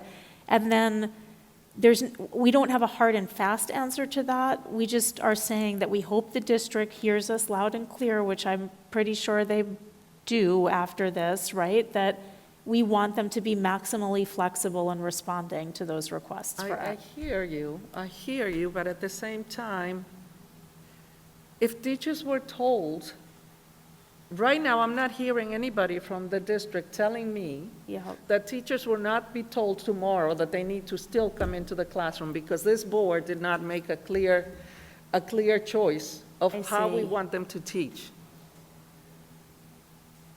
Does it make sense, or am I not getting across the message? So if we took a vote and we said teachers will be teaching, it's going to be remote learning, and teachers can teach from wherever they choose to teach. If we don't make this clear tonight, and let's say the district, the superintendent, or the staff, whoever goes back to the teachers tomorrow and calls them in and says, well, except for those that have requested accommodations, all of you have to come in to teach, because that is the way it stands. What is the message that we're going to give to the teachers tomorrow and say, you are approved to choose where you're going to teach from without having to come into the classroom? Is not clear what I'm saying? Or is I it think it is that clear. I'm not using the proper language? I don't know. I think what you're saying is clear, Julia. I just don't think there's consensus on the board about that.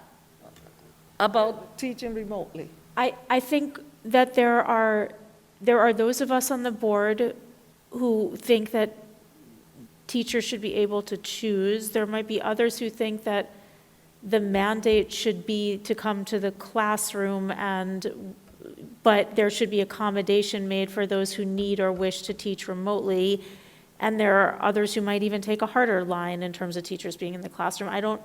So I think where we're falling is some compromise on that, in that I think what we're trying to be, the clearest thing that we can say to the district is, we want you to consider all of these requests for accommodation with maximum ears open and flexibility towards granting them.